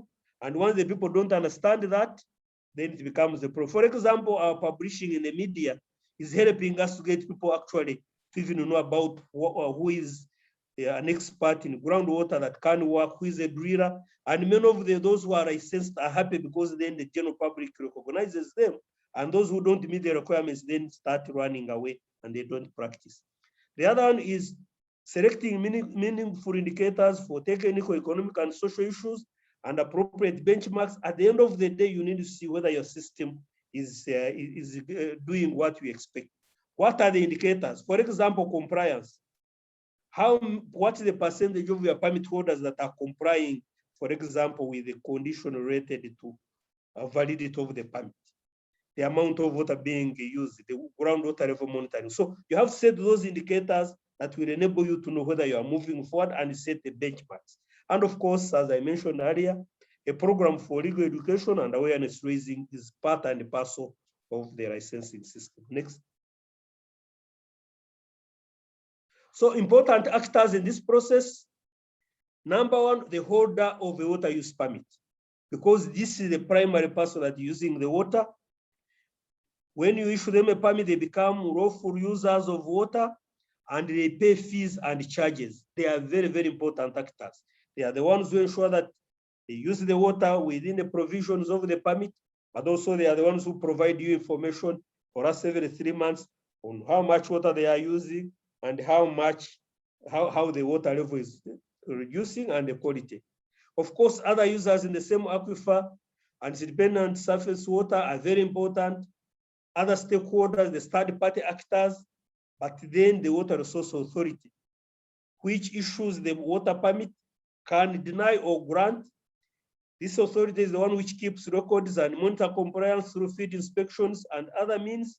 It is the one that should impose warnings, sanctions, and seek prosecution in case of non-compliance. Very, very important. And of course, the judiciary may prosecute or hear appeal. So in this particular case, the permit holder and the Water Resource Authority, I must say, are very, very key. If they don't do their work, then the whole system crumbles. Next. Management style involving working with users.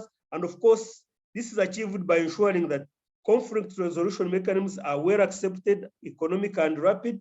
We need to make sure that if conflicts arise, they are really addressed as fast as possible.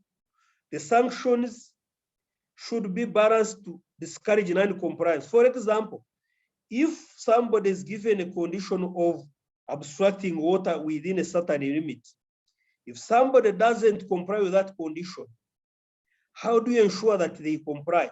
There should be a sanction, there should be a penalty that you said that will force them to comply. If the penalty is so small that it doesn't matter much, they might continue actually breaking the law. So you set that sanction to compel the user to really feel it, but it should be reasonable, should be balanced, should not be too much.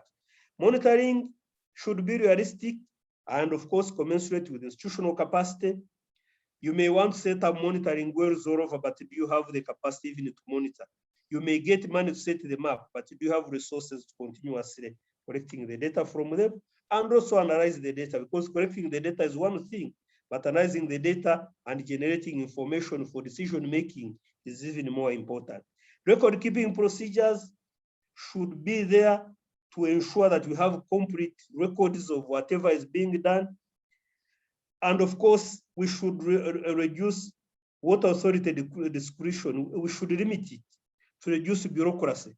Oftentimes, as government agents, we want to assume that really everybody is in our hands, but we are doing it for the good of the people. So sometimes we tend to be too bureaucratic and we don't look at the needs of the users, but we need to be careful not to just assume that we are the Alpha and the Omega. We need to do our work knowing that we are serving the people. So we should limit the bureaucracy as much as possible.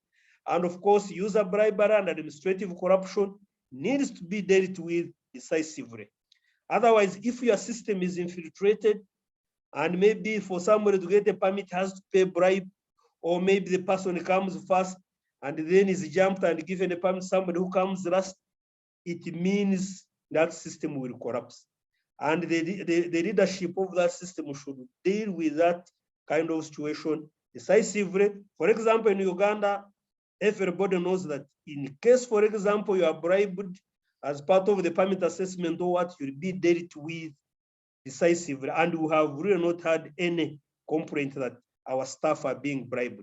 So one of the things I want to recommend for those of you who are involved in this process, permitting is an area where you can easily be compromised if you are not careful. Because somebody, like for example, in Uganda, you cannot engage in borehole drilling without a drilling permit. And borehole drilling is a lucrative business. Somebody will be tempted to bribe you to give them a permit. So you have to be very strong. Using the water, for example, we have many people applying to drill boreholes in urban areas, and we have to clear them, and many of the applications will reject. This is an area where people know they can actually use the money to get what they want. If you are not strong, then you will be bribed, and then the system will collapse. And everybody will start talking about you. Everybody will come knowing you are bribed, and you will have undermined the whole system. Next. Guidelines in transition phase. And of course, you may not have all you need to issue your licenses. There are situations where you have limited data.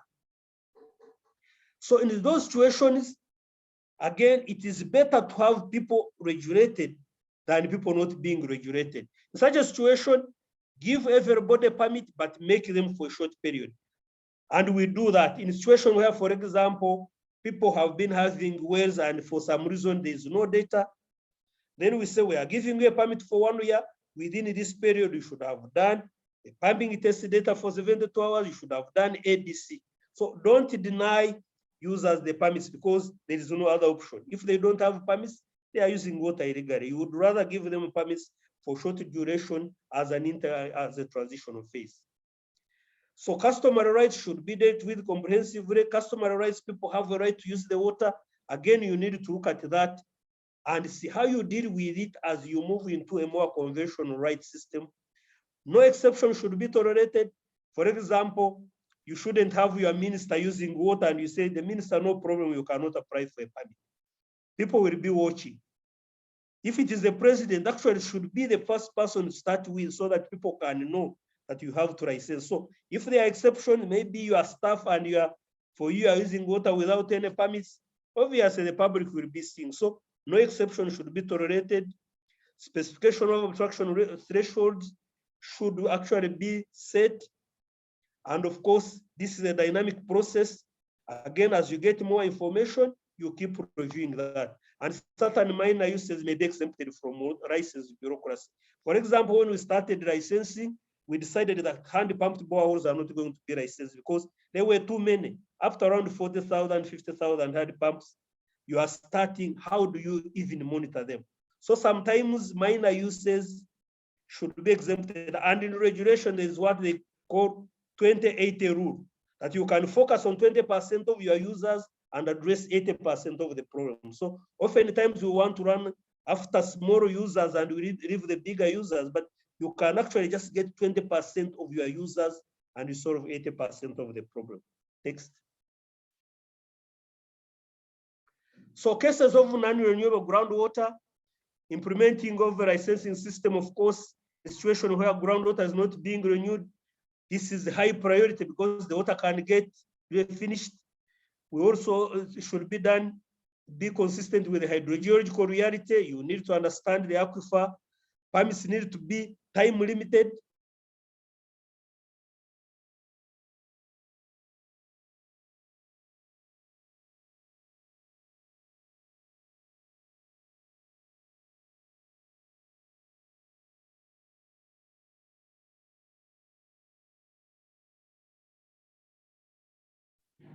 Callist, are you still with us?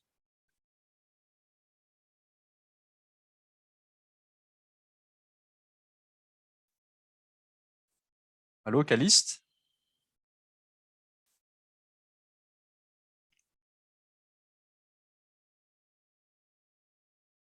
I cannot hear Callist anymore. Christina? I also can't hear him anymore. Okay. Well, we probably lost him. So this connection was not too good, and I don't I'm see sure him. it's the technology that failed. Yeah, because he's not even in the list of participants anymore. I cannot see him. No, I think it's the network. He disappeared from the network. Yeah. I'm sure he will be trying to relog in. So maybe you can give him some few minutes. Let's wait 1 or 2 minutes. Or if there's We'll any also check discussion that can take on. Yeah. If there's any discussion that can go on while he is trying to reconnect. Not really. I mean, the discussion was about his presentation. I see, yeah, there were still a couple of slides missing. No. Yes, Callist Nino? just sent an email that he is reconnecting. Okay, yeah, so he's coming back. Very good.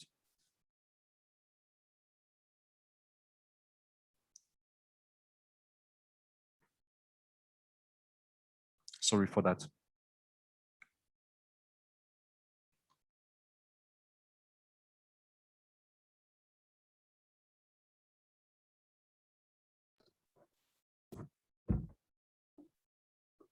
Well, he was presenting almost 35, 40 minutes, so we need to give him a big credit for that already.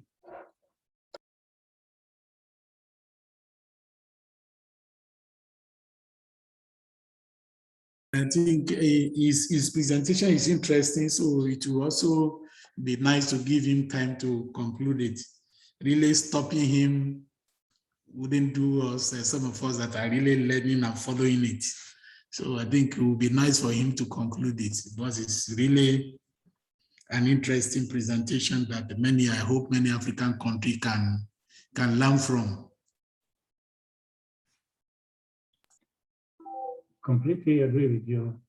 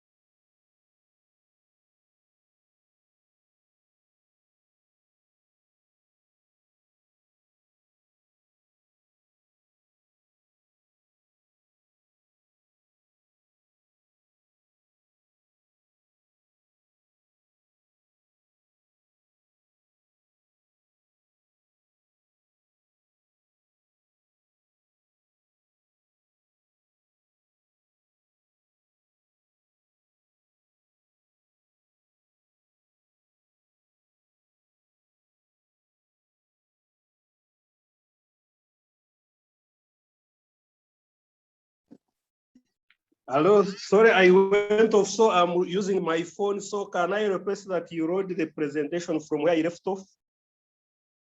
Sure, Callist, nice to have you back with us.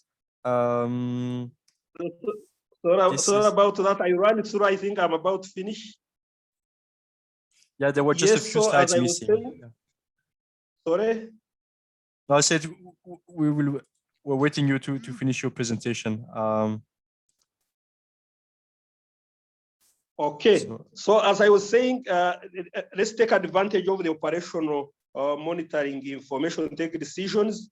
And of course, for transboundary aquifers, we need for harmonization of legislation and licensing systems. Again, different countries have different licensing systems.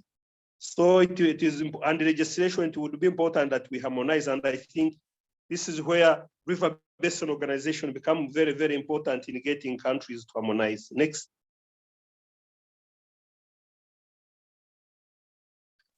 So special considerations for non-renewable groundwater resources, impacts of new water allocation on traditional users. Again, there may be traditional users and we need to protect them. We need to ensure that there's sufficient water of acceptable quality left in the aquifer. Of course, difficulties in estimating impacts of ecosystem, we need to consider them. And of course, also we need to consider what happens after. We need to identify and of course also cost the probable exit strategy, assuming, for example, water gets finished, what do we do? And of course, also envisaging the use of urban, industrial and mining water, and careful also controlling irrigation, agricultural irrigation. Next.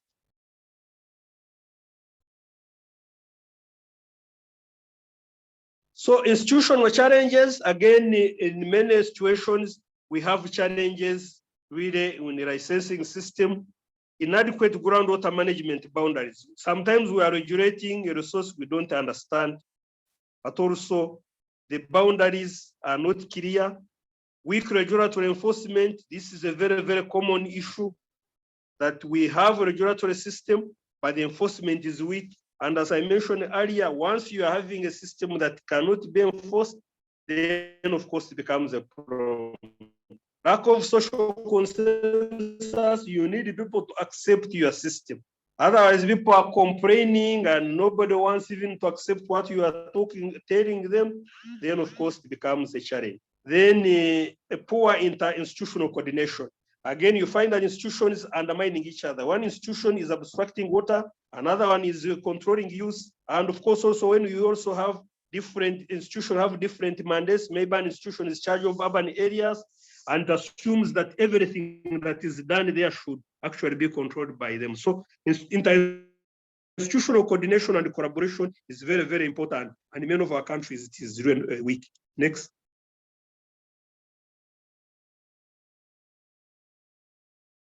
Institutional arrangements for groundwater management. We need a number of things to be in place for groundwater regulation to be effective, an administrative setup and level of training of water administrators. There has to be an institutional structure, clear structure, and the people who are managing this system have to have some reasonable capacity. The training in these areas should be reasonable. So we have to invest in capacity building. There should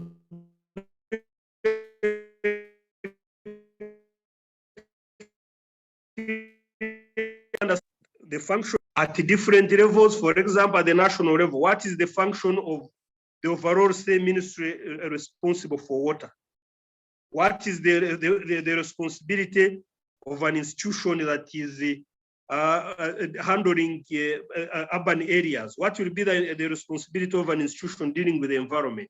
So clarity in institutional roles and at different levels has to be clear. An adequate level of public awareness and acceptance of the legal provisions. I think I mentioned that. Public awareness is key. People have to understand the provisions of the law. We have also even had to have training for judges and lawyers in the provisions of the water law. Many of the lawyers and the judges don't understand it, so we have had to have trainings for them so that they are able actually to preside over cases dealing with such issues. Political willingness to promote and attain sustainable groundwater management. And that's why you need to have a policy that is approved by the politicians, and you have to have a law that has gone through parliament so that the views of the people and the country in general are captured. Next. So the institutional structure, again, when you see the institutional arrangement there, you have to have a government agency that is responsible for doing this kind of work, but also you have to have structures from the national level to the basin level and also to the local level. Structures and also coordination structures. But the principal agencies, the government agency, you have to have mechanisms for stakeholder participation and engagement. And of course, when it comes to the regional level, at the transboundary level, then the transboundary basin organization should bring the stakeholders together. So within the country, from the national to subnational, the community level, the structure, and also the coordination arrangements have to be clear. Next. And again, when you look at the stakeholders, for example, stakeholders, you need to have basin committees so that the committees are representative of the various stakeholders. At the basin, a sub-basin, again, you have the committees and the water use association. The idea is the water users should actually be able to participate in these discussions and have their views brought on the table. But again, as we said, you need government bodies, the National Water Authority. So sometimes the ministry responsible for water. Then at the lower level, in many of our countries, we have created basin organizations. For Uganda, we call them water management zones. And then you have the sub-basin offices. For Uganda, we call them catchment management organizations. So those ones are important, and they should actually involve the stakeholders so that their voices and their views are brought on the table. Next. So institutional arrangement at river basin level, again, when you look at the river basin level, you need to remember that river basin organizations, of course, within the countries have basin organizations. These basin organizations have function and they have outputs to deliver, but also we need to bring other government agencies, the other ministries that are related to water, so that, and they also have the operations at different levels. But again, when we are trying to look at groundwater within an integrated water resources management framework, that's where you integrate groundwater and surface water, and you prepare basin plans looking at surface water and groundwater, and allocation is done holistically, considering groundwater and surface water. And of course, the lower you go, the more finer, the more the stakeholders engage, because water use is more a local level issue than a national level issue. Next. So, if we had time, we would do some exercise, but I think we are not going to do this exercise. I think when you get the presentation, you look through the exercise and you can try it on your own, and you see how you can go about it. It's basically looking at sharing experiences on groundwater regulatory systems and implications for transboundary groundwater management, where we wanted you to look at how effective the groundwater licensing systems are in your countries, and whether surface water and groundwater are being worked on together, and how we can ensure that groundwater regulation is done within the framework of a transboundary river basin organization. Thank you very much again, and sorry for the interruption. Thank you very much, Callist. That was a great presentation, a long one, but very interesting one. Yeah, the last exercise, there is unfortunately no time for that now, so that will be a homework for the participants. And I suggest we do as usual, we keep our questions for later, or you can write them in the chat and we will address them later. And for now, I would like to call our colleague from the Nile Basin Initiative who has joined us, and Dr. Abdelharim will make a presentation on the ongoing groundwater activities within the Nile Basin. Hello, everybody. This is Maha Abdelrahim. Hello. Hello from Entebbe. If you allow me, I will share some few slides. Please, yes.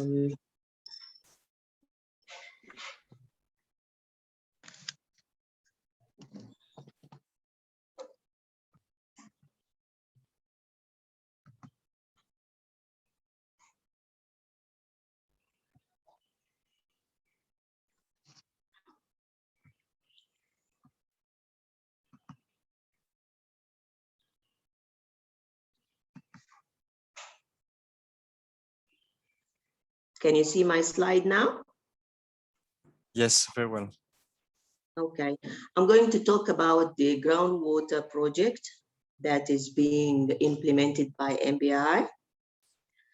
And this is the first project to be implemented in the region, in the Nile Basin. So the title is Enhancing Conjunctive Management of Surface and Groundwater Resources in Selected Transboundary Aquifers. And then we have selected 3 aquifers, the one of Kajera, Mount Elgon, and Al-Gadarif Adigray that is shared by Sudan and Ethiopia, where now we have military actions there. And Mount Elgon is shared between Kenya and Uganda. And Kagera is shared by Rwanda, Burundi, Tanzania, and Uganda. The current situation, as Callist has said, that more than 60% of the rural population uses groundwater, especially in the downstream countries. And they use it majorly for irrigation rather than domestic uses only and watering of animals. More than 70% of the Nile Basin countries' population are living in rural areas, so mostly they depend on subsistence agriculture and food supply. Groundwater is the only consistent source for water for many communities outside the Nile Valley. If we look at communities that are living at remote areas in Kenya, in Tanzania, away from the water surface or ground, their major source is the groundwater. So most of the drilled wells in rural areas are traditionally constructed and mostly has no records of abstraction, quality, or quantity. As I said, water is majorly used for irrigation, but also for domestic watering, and very little industrial water is used for industry. Groundwater provides 80% of the domestic water supply in urban and rural settlements when we're talking about the downstream countries, and provision of water at the point of use, thus eliminating. Why are we in rural areas relying on groundwater? Precisely because the provision of water at the point of use eliminate the cost of conveyance from surface water, because surface water you need to have purifying and settlement and all these stations for cleaning water. For groundwater, you don't need this. And it is clean water, not requiring treatment prior to consumption. You just pump and drill, pump and distribute. And the construction usually takes shorter period of time. That's why people, they rely on groundwater rather than surface water in rural areas. The spread of groundwater development in the Nile Basin, particularly irrigation, was historically hampered by a number of factors. And these factors include the high initial cost of investment and the alternative opportunity for the investment capital, the relative high cost of operation, logistic challenges, shortage of well-trained operation, lack of sufficient knowledge, and absence of aquifer development and management plan. This is across the basin, the Nile Basin, as Dr. Callist has explained in details. So there are factors that encourages the use of groundwater resources, the strain on the surface water resources, increasing water demand for agriculture. As you know, we have more population, more increase in the use of water, especially on the development from rural to urbanized, and therefore more water is being used for agriculture, for domestic supply, and the governing bodies are finding a difficult time in developing the groundwater resources, licensing it, managing it, controlling the use and abstraction and overmining. And now we are having also pollution issues because of the use of agricultural fertilizers, pesticides, and so on. Also, there are some issues holding back the investment in groundwater resources. One of these is the enhanced infrastructure, improved groundwater development technologies and know-how, especially when it comes to energy, because most of these drilled wells, they rely either on electricity or now we are using solar systems. And this technology is not being built in countries, in the Nile Basin countries. It's usually exported either from China or anywhere else. And this acts like a challenge towards the investment because of the high initial cost. And then the growing potential of using alternative renewable energy and resources, because once you don't manufacture it, then the initial costs are very high, and that acts like a challenge towards investment in groundwater resources. If you look at this map along Africa, this map was adopted from IGRAC, and there are lots of shared aquifers, but there is no shared management all over aquifers. Some efforts were started at the Nile Basin in the Nubian sandstone aquifer, which is spreading between Egypt, Sudan, and Libya and Chad. But these efforts stopped in the 80s, and now it is at its weakest position. So you see, although the whole African continent is made up of shared aquifers, but there is no shared management, there is no mandate for the shared aquifers. And this puts a great challenge on the development of these shared aquifers. If you look at the Nile Basin also has lots of shared aquifers. Like in this, you can see that there are shared aquifers between Chad, DRC, South Sudan, and between Sudan and Chad, and between Sudan and Ethiopia, between Uganda, Tanzania, Uganda, Burundi, Tanzania, and Rwanda, and even Kenya, Tanzania, Kenya, Uganda. So there are lots of shared aquifers along the basin, and even between Eritrea and Sudan, Eritrea, Ethiopia, and Sudan. But there, as I said, there is no one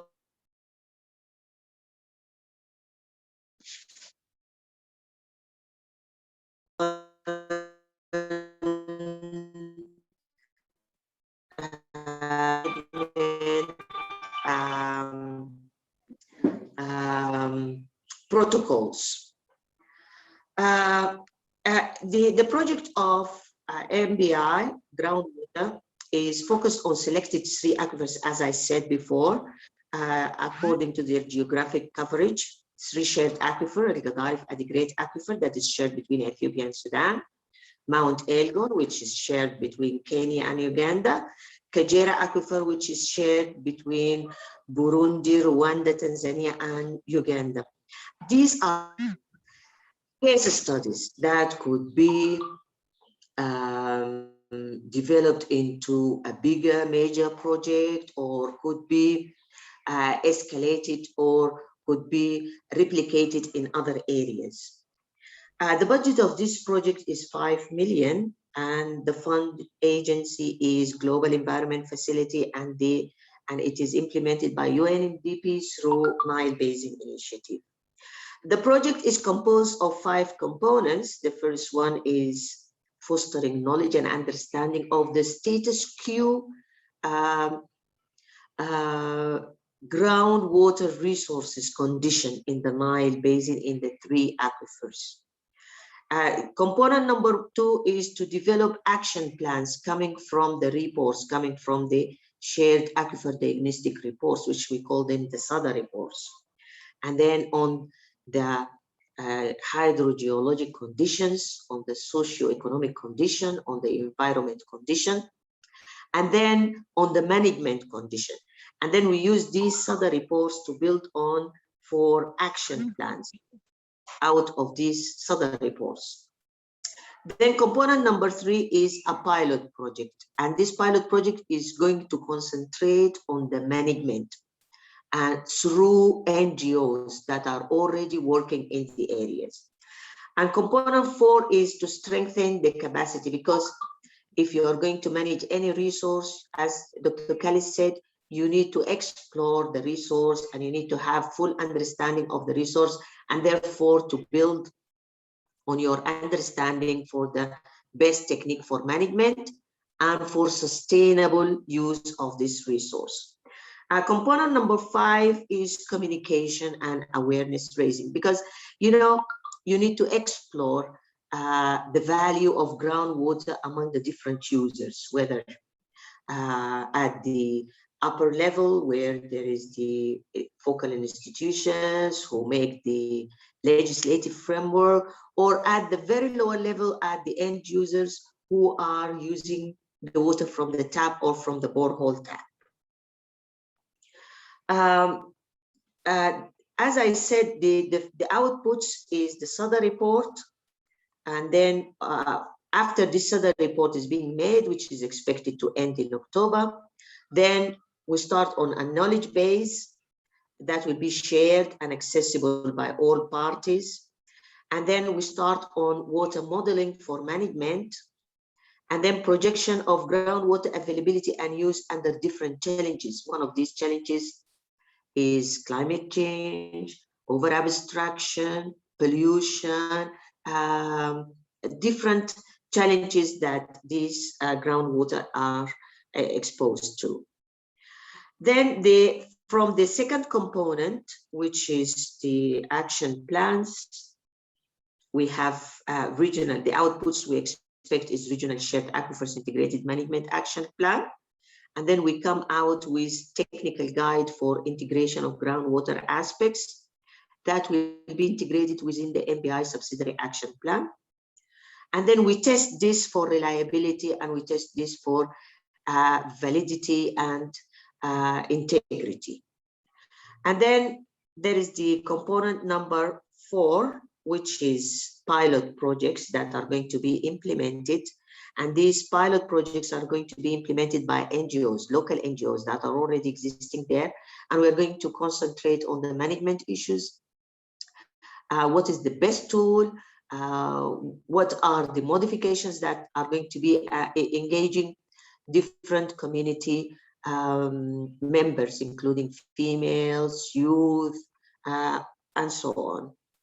The fourth component is to build the capacity of people who are involved in the management at different levels: technicians, academia, planners, senior planners at the national, regional, sub-regional, and the key requisites, techniques on groundwater monitoring and sustainable management. The target here is sustainable management for the shared aquifers. Maybe we are not going to interfere on the details for each country, but we will draw broad lines that will be shared by the two countries. Most importantly is the flow of information and the flow of and the shared legislative framework that is going to rule the different countries using one shared aquifer. Then regional and national decision makers have increased their understanding to the importance of groundwater and capacitated to develop and adopt. So when next time they are talking in the parliament, they will have groundwater in their minds as a vital and a basic resource for livelihoods and for communities. And number 5 component is groundwater issues and conjunctive use management, including Nile Basin communication and awareness raising activities, lessons and experiences on conjunctive use management. There are different lessons in the area. One of them in Sudan that is called the Hawata project. And this project was implemented by GIZ in the 70s, in 1979. It was supposed to expire in the 90s, but it is working up till now. It was planned to accommodate 12 different communities. Now it is accommodating 69 communities. This is a success management for groundwater. This is very successful management lesson for groundwater. So we need to learn from these successful projects where people can visit, can sit, and then we can exchange visits with the different successful stories with the different countries within the Nile Basin, so as to make it more visible and people can see it and learn the lessons of success. That will be all. Thank you for your time, and I'm very grateful to this opportunity. Thank you. Thank you very much, Dr. Ismail. It was a very nice presentation, and nice to see what's going on your side at the Nile Basin initiative. We have now quite some time for questions or for simply for exchanging. So you know the rules. Just raise your hand, and we'll give you the permission to speak. So do you have any question for or two speakers? Also to Dr. Callist. Will you please allow me to greet Christina, because all these maps are coming from Christina. So thank you, Christina. Hi there, it's nice to speak to you.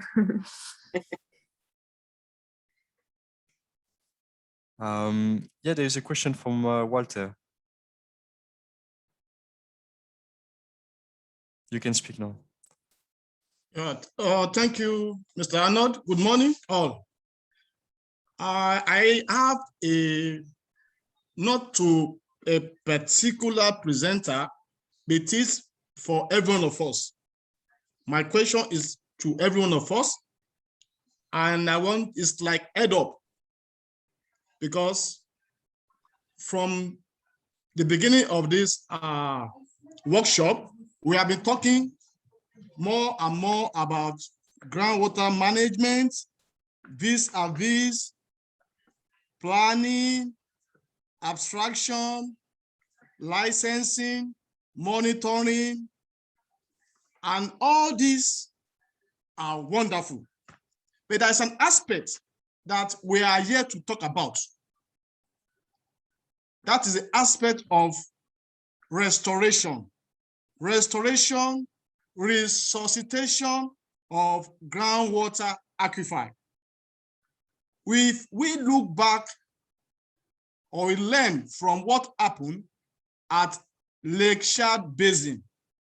Lake Chad Basin has shrunk less than 1/3 of its size due to over exploitation of the groundwater and other resources in that basin. Now, the Sub-Sahara, the North Africa, we know some areas that we have aquifers that are already stressed. We have those information about aquifers that are already over-pumped. Yet, we are not doing anything holistically. Maybe at country levels, maybe there's some effort, but we want an integrated approach to address all these aquifers that we know that they are already undergoing depletion, overstress, over pumping. We have the record. If there is no record, we should start taking those records and have it in plan in future. Let it begin now.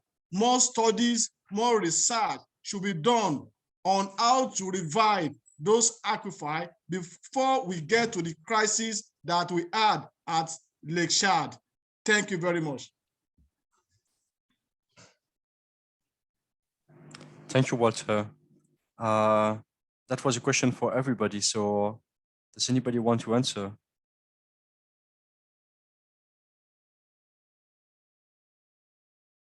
I can try, but I've talked a lot already, so.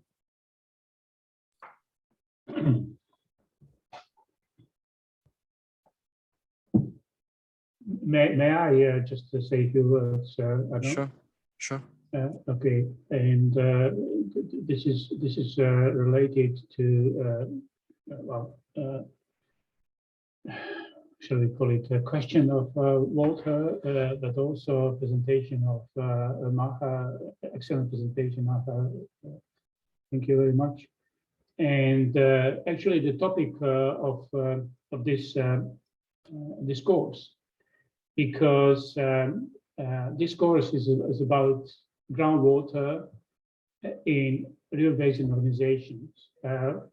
Water, I would say, river and lake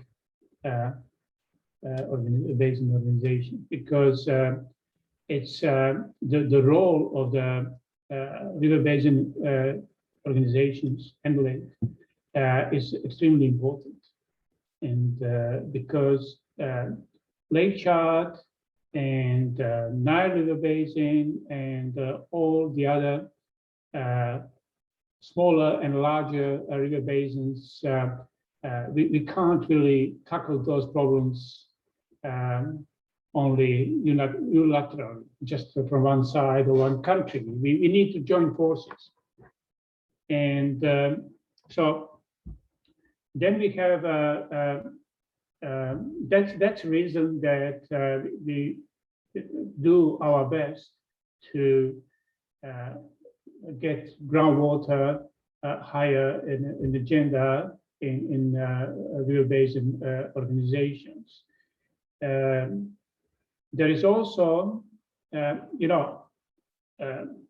that's one way of tackling this this problem. The other one important actor. The other is regional organizations like SADC in Southern Africa, like IGRAC in the Horn of Africa, and etc., which could assist us in this this attempt to tackle water-related problems better. There are also UN economic commissions in Africa. There are 3, and so they have also a particular role here. And then we have, of course, AMCO, which can coordinate this. Why I'm saying this, because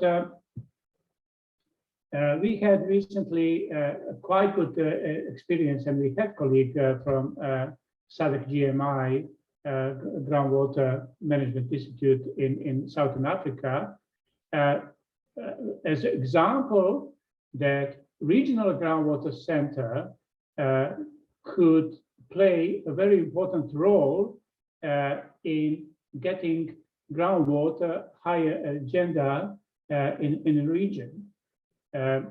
So, we should also consider whether we could assist implementing something like that in the other parts of Africa.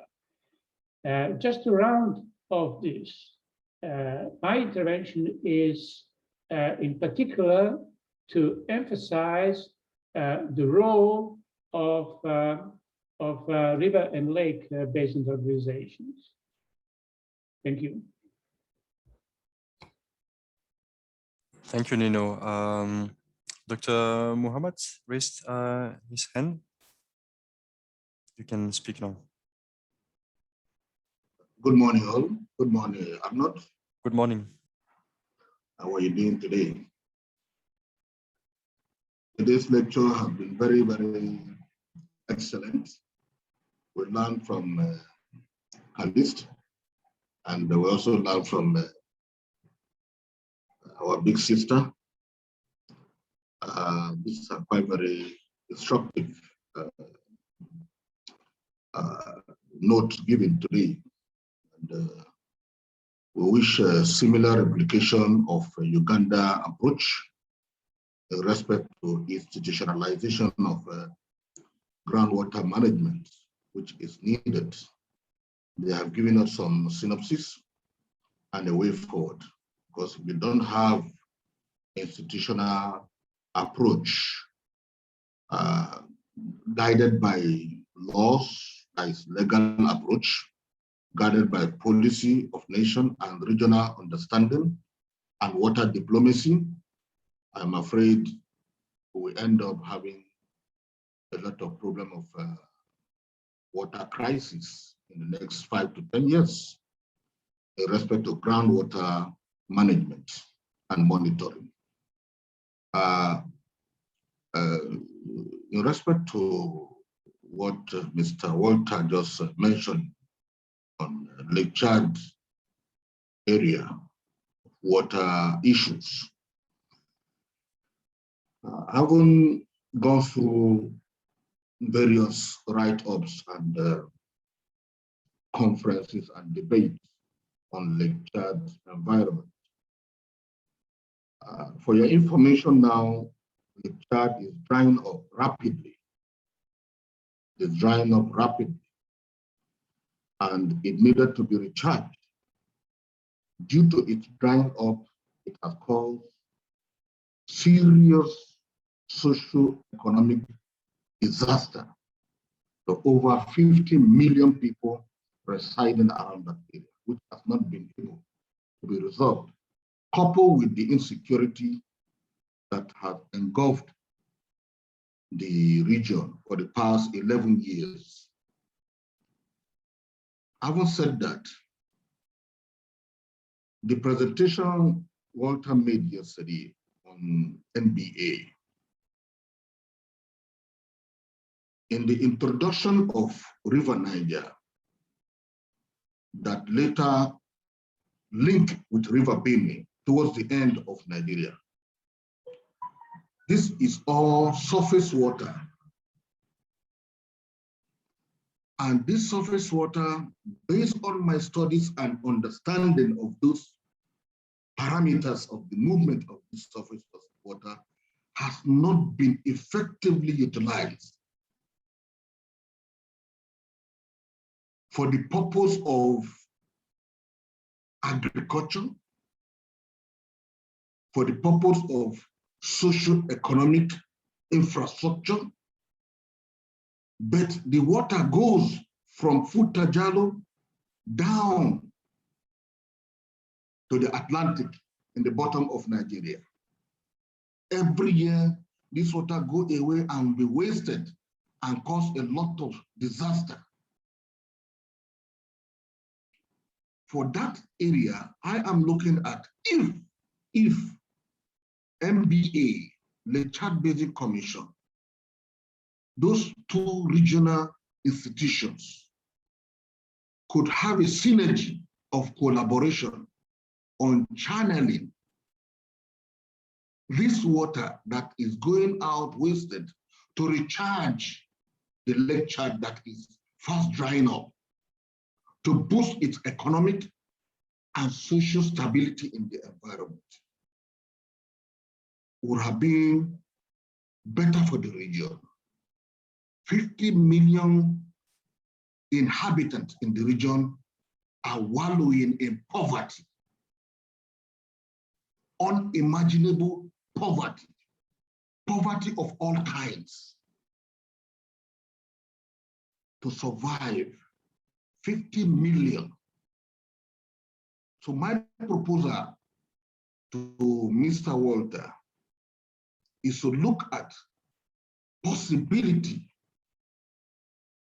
of building a network of synergy between MBA and Lake Chad Basin Commission to properly utilize the surface water of River Niger and River Benue to recharge the lake in order to solve the impending calamities in the next 12 to 15 years in this region. Thank you very much.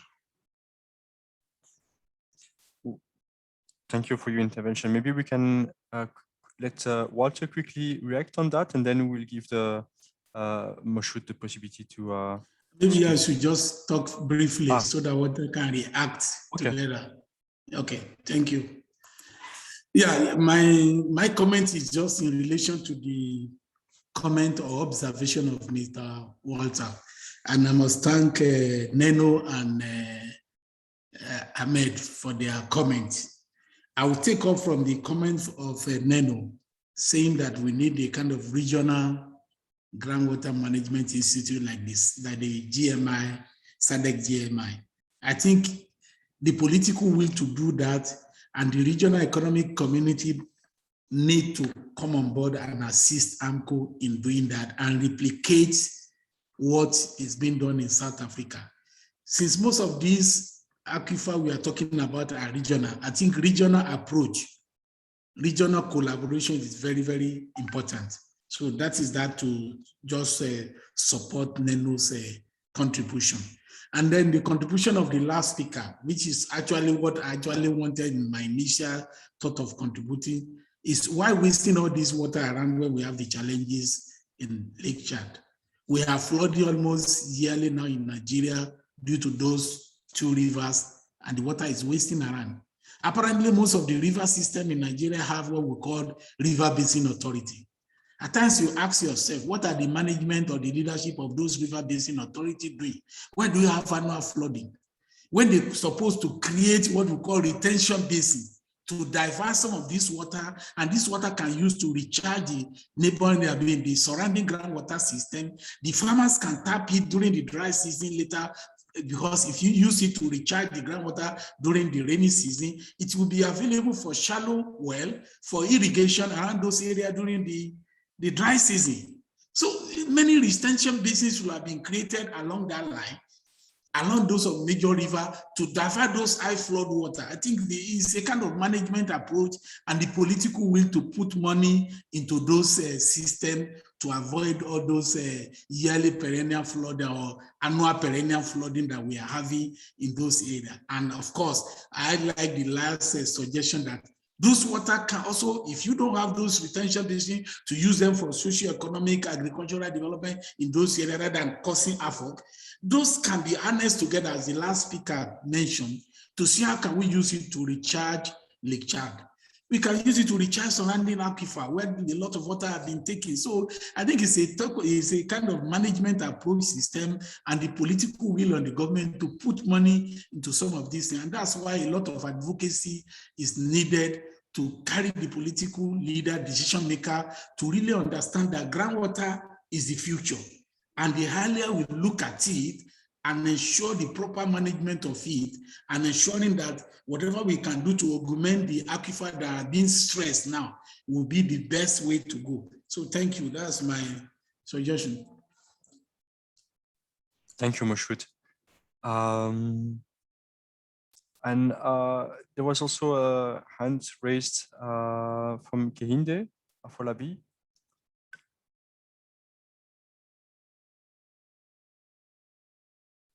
You can speak now. Unmute yourself.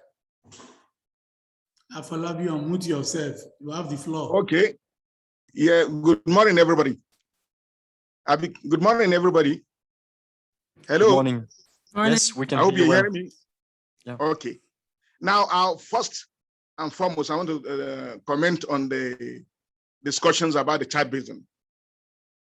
I think the SCBC is already doing studies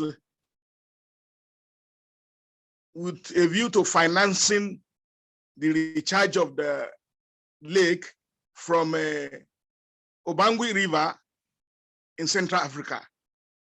That's one of the studies that I think has been ongoing. Secondly, the federal government of Nigeria did some studies with a view to transferring water from the Benue basins. So there are a lot of initiatives to address the drying of the Lake Chad, both from the regional level and from federal government of Nigeria. That is one. Then talking about drying of aquifers, depletion of aquifers, I think we need to sensitize national governments on funding of groundwater monitoring, because I was in the military for a number of years, and the challenges those who were given the responsibility for monitoring groundwater had was they were not financed by the government, because most of those in the helm of affairs never understood what those things were meant for.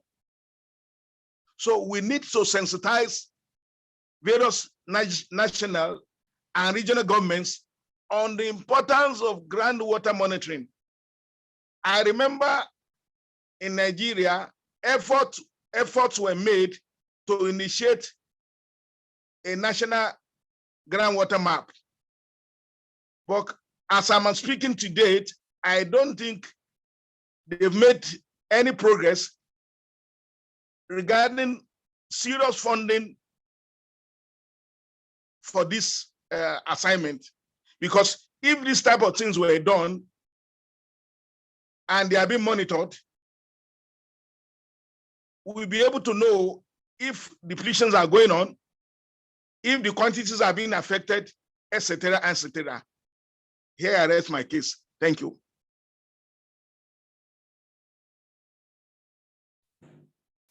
Thank you for your intervention, Afolabi. I was reading in the chat. There are some questions, some interventions too.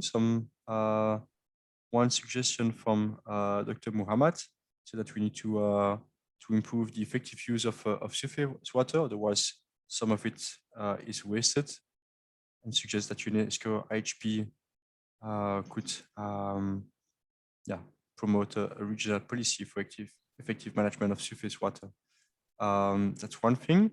And then there was a question from Christine, who would like to know from Dr. Abdel Haim from the Nile Basin Initiative, what's the nature of the operational structures that they have put in place for the successful running of the project?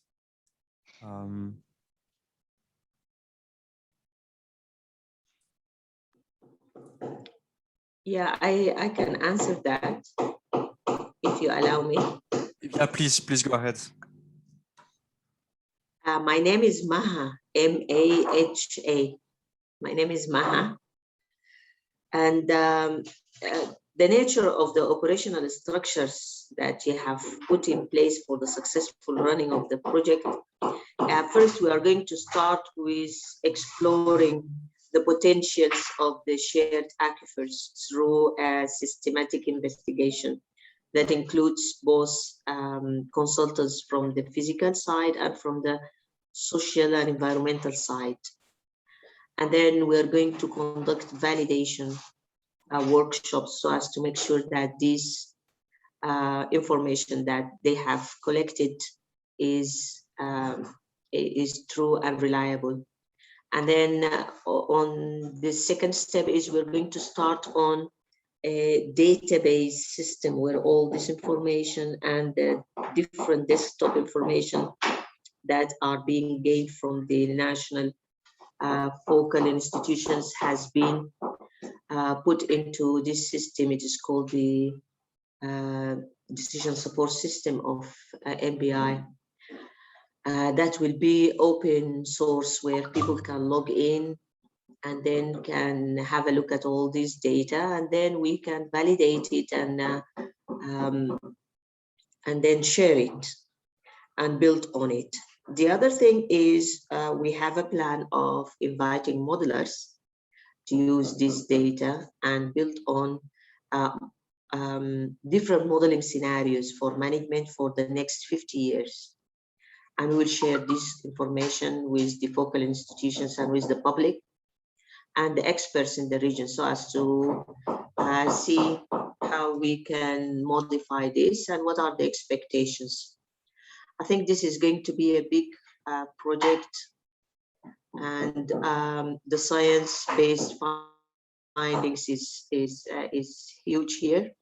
And the management process is going to be based on two items. The one is the science facts, and the other one is the social and indigenous people consultation. Thank you. I hope these are the good elements for success. Thank you. Thank you for answering this question. Do we have other interventions? Continuing on the previous topics we addressed, or maybe raising a new issue?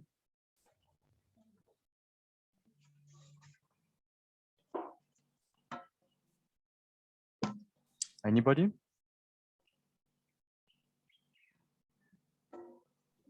This is the last session of this morning of the course. So If there is no further intervention, we can close the course now. Last chance to say something. Okay, I suggest we stop here then. So I will. Oh no, there is a raised hand from Dr. Muhammad. Yes, please. I cannot hear you well. I just want to ask, hello? Hello? Yes, I can hear you better now, yeah. Hello? Yes, I can hear you well. Yeah, thank you very much for your effective coordination and successful presentation by all the presenters. We really thank all of them. They've done a good job.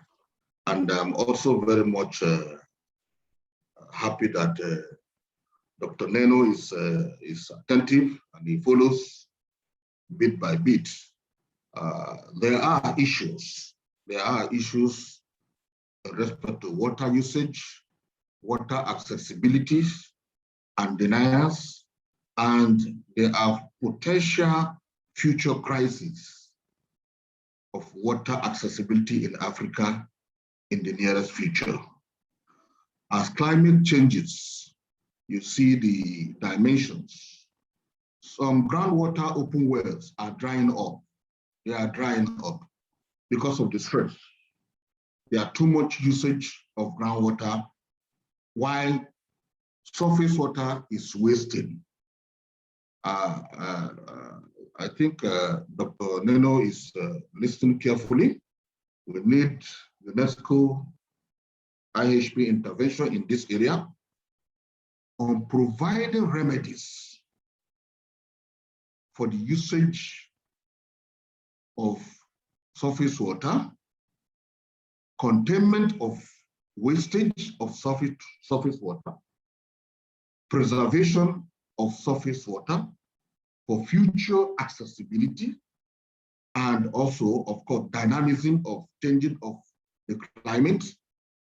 And we look also to sustainability of surface water for the communities, especially in the rural areas, for agriculture, animal husbandry, fisheries, and the like. Because these are the primary area easily accessible by those in the rural areas for their socio-economic sustainability.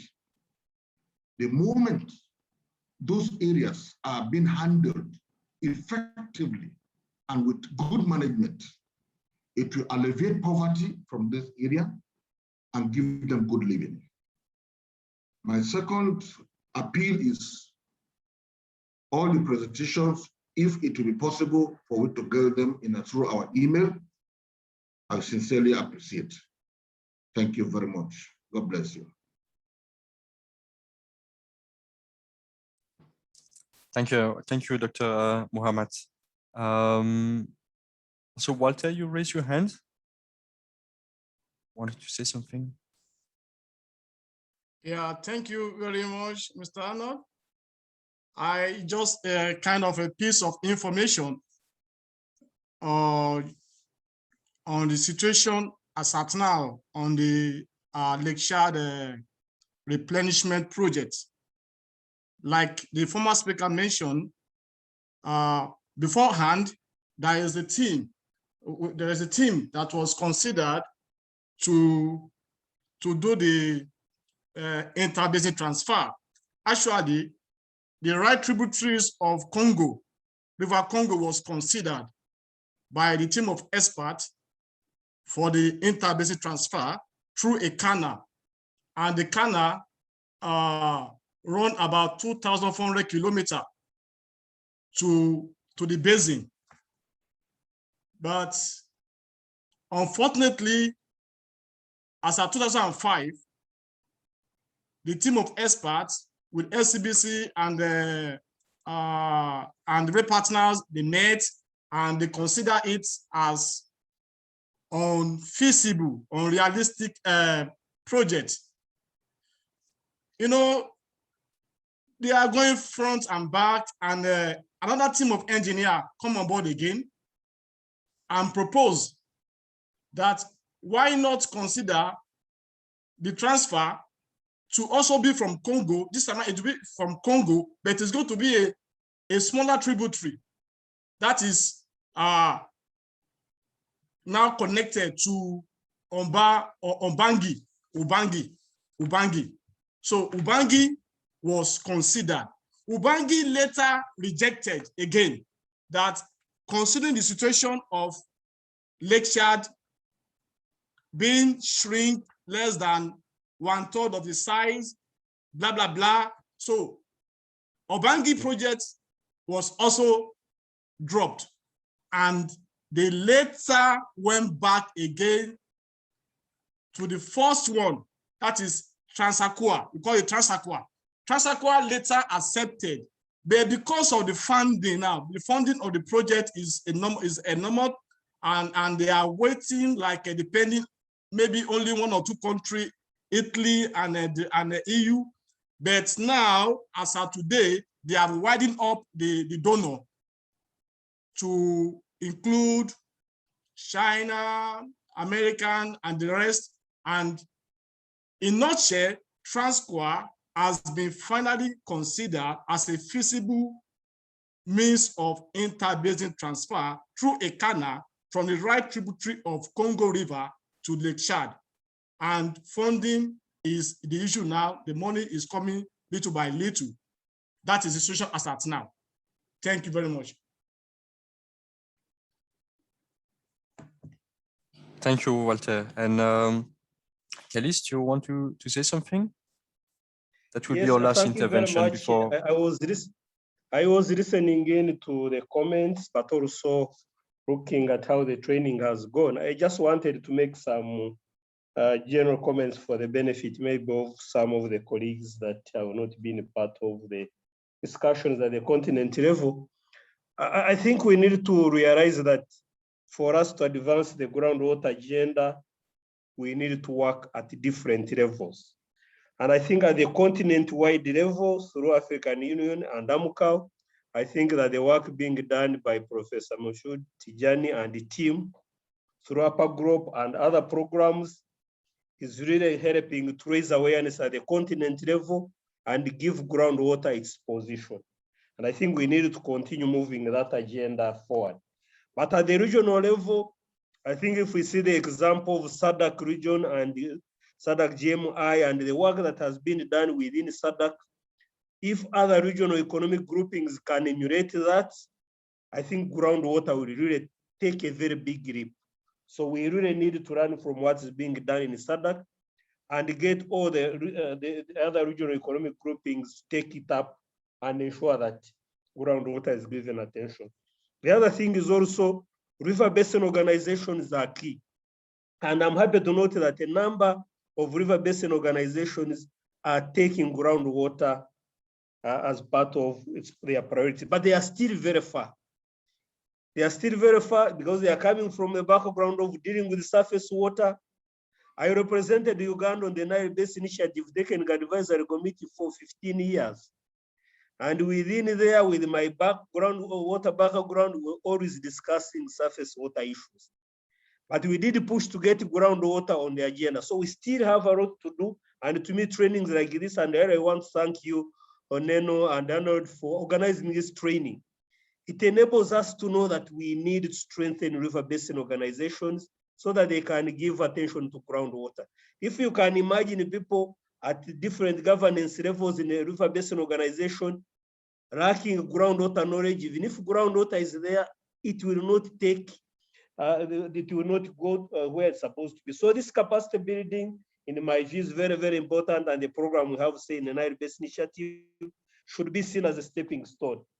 But most importantly, at the country level, if countries are weak, you don't expect strong transboundary cooperation. Very, very important. And I've seen it right now within IGAD, within the Nile Basin Initiative. Sometimes you go there, if countries are weak, they will attend a meeting for 2 days, they will not say anything. When they go back, they might not take back any message. So as we strengthen river basin organizations, let's also strengthen countries so that they can demand, they can set up appropriate policies, they can set up appropriate laws, they set up institutions. We need numbers at the country level. If there are no numbers, you can talk. So we need to work at different levels. So I think our work is well cut out. And I think the steps we are taking through organizing these trainings online are in the right direction. Under Africa Groundwater Network, of course, Dr. Mustafa Dien was around, I think is around. We're also trying to get this work moving. So maybe, Neno, what I want to challenge us is, with now this online environment, can we try to do more? Now I know over the last 3 days, we have covered over 50 people. And I think the cost of doing this is there, but it is much lower than the physical meeting. So probably maybe within your resources, IGRAC, can we say maybe every 3 months, we are going to be having some training. Through that, I think we'll touch many people. And then if we get IGRAC, UNESCO, others, I think we can do quite a lot.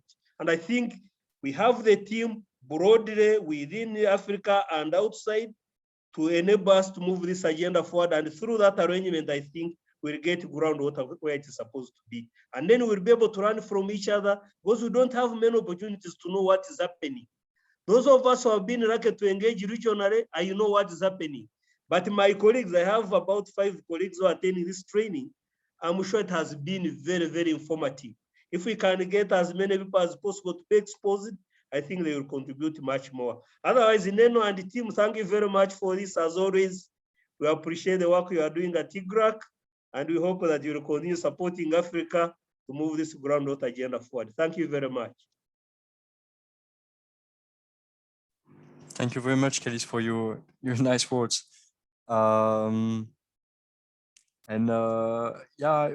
we'll close now the course because this was our last session. I will give let Neno say some closing words. But before that, I would like to thank myself, all the presenters who have for the great presentations they made during this course. Of course, I'd like to thank the participants, all of you who attended and listened and to those presentations and contribute to the exchanges. Also would like to thank our interpreters, Yannick and Boris, who have been translating from English to French and from French to English, so we could have that course all together with French and English speakers. And then, of course, thank our colleagues from UNESCO, IHP. I don't think we have any colleague now. They apologize, but they are held in another meeting. So, well, I thank you. I thank them for co-organizing this workshop with us. We're thanking the GRETA project and the support from the Swiss Development Corporation. I think I've said thank you to everybody. So it's your turn now, Neno. Thank you. Thank you. I will not keep you longer. Christina, would you like to say something before I close? No, there's nothing really from me. Just it's been really great to have some interesting discussion and hear some new perspectives. So thank you, everyone. Okay. Wow, that's certainly valuable to hear. Yes. Well, let me just wrap up with just one thought, and that's reiterating what a few colleagues, Amir and Moshood and Callist, who are around as long as I am, I think, and to emphasize this importance of work on various levels. We are very happy that we have Upper Grove now as a continental program, because of coordinating and especially informative role, that we can see what's going on in various parts of the continent in various countries, and where we can learn from each other. At regional level, advantage of what we learned in SADC a lot is advantage of regional cooperation is if you want to organize a course, then you don't have to repeat it, developing course for each individual country. You can repeat it in an individual country or in some province even later on by training trainers. But if you do that on a regional level, everything is much more efficient and cheaper. The same is with all kinds of guidelines, is the protocols, exchanging experience. When you see that your colleagues in the other country or the other region are facing the same problems and same frustrations, it's easier. And then you talk, and then you figure out, okay, maybe we could actually shift a little bit and tackle this way on the other way. So this communication and discussion are extremely important. I see you here as us actually as a African groundwater task force, and it is certainly not this one course of 3 days. We are doing this already for a long time, but now luckily, due to these new technologies, not only in communication, but also Maha was mentioning this new sort of databases, which we also have in SADC, which we can easily replicate, which are free to use, etc. So we need to use this technology to strengthen our struggle for better state of groundwater resources. Just to mention, everyone has its own role, and our role here is to assist you, to facilitate. And so one of the things, as I mentioned, will be this year of groundwater next year, including World Water Forum in Dakar, where a World Water Development Report on groundwater called Groundwater Making Invisible Visible will be presented. It will be groundwater session there. It will be World Water Day on groundwater. At the end of the day, World Water Groundwater Summit.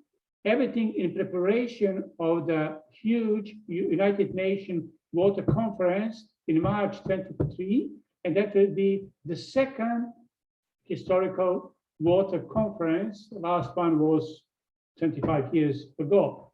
Why I'm mentioning this? Because it's important to pay attention and to raise awareness, and we have to do it together. And I can only promise from IGRAC that we will do our best.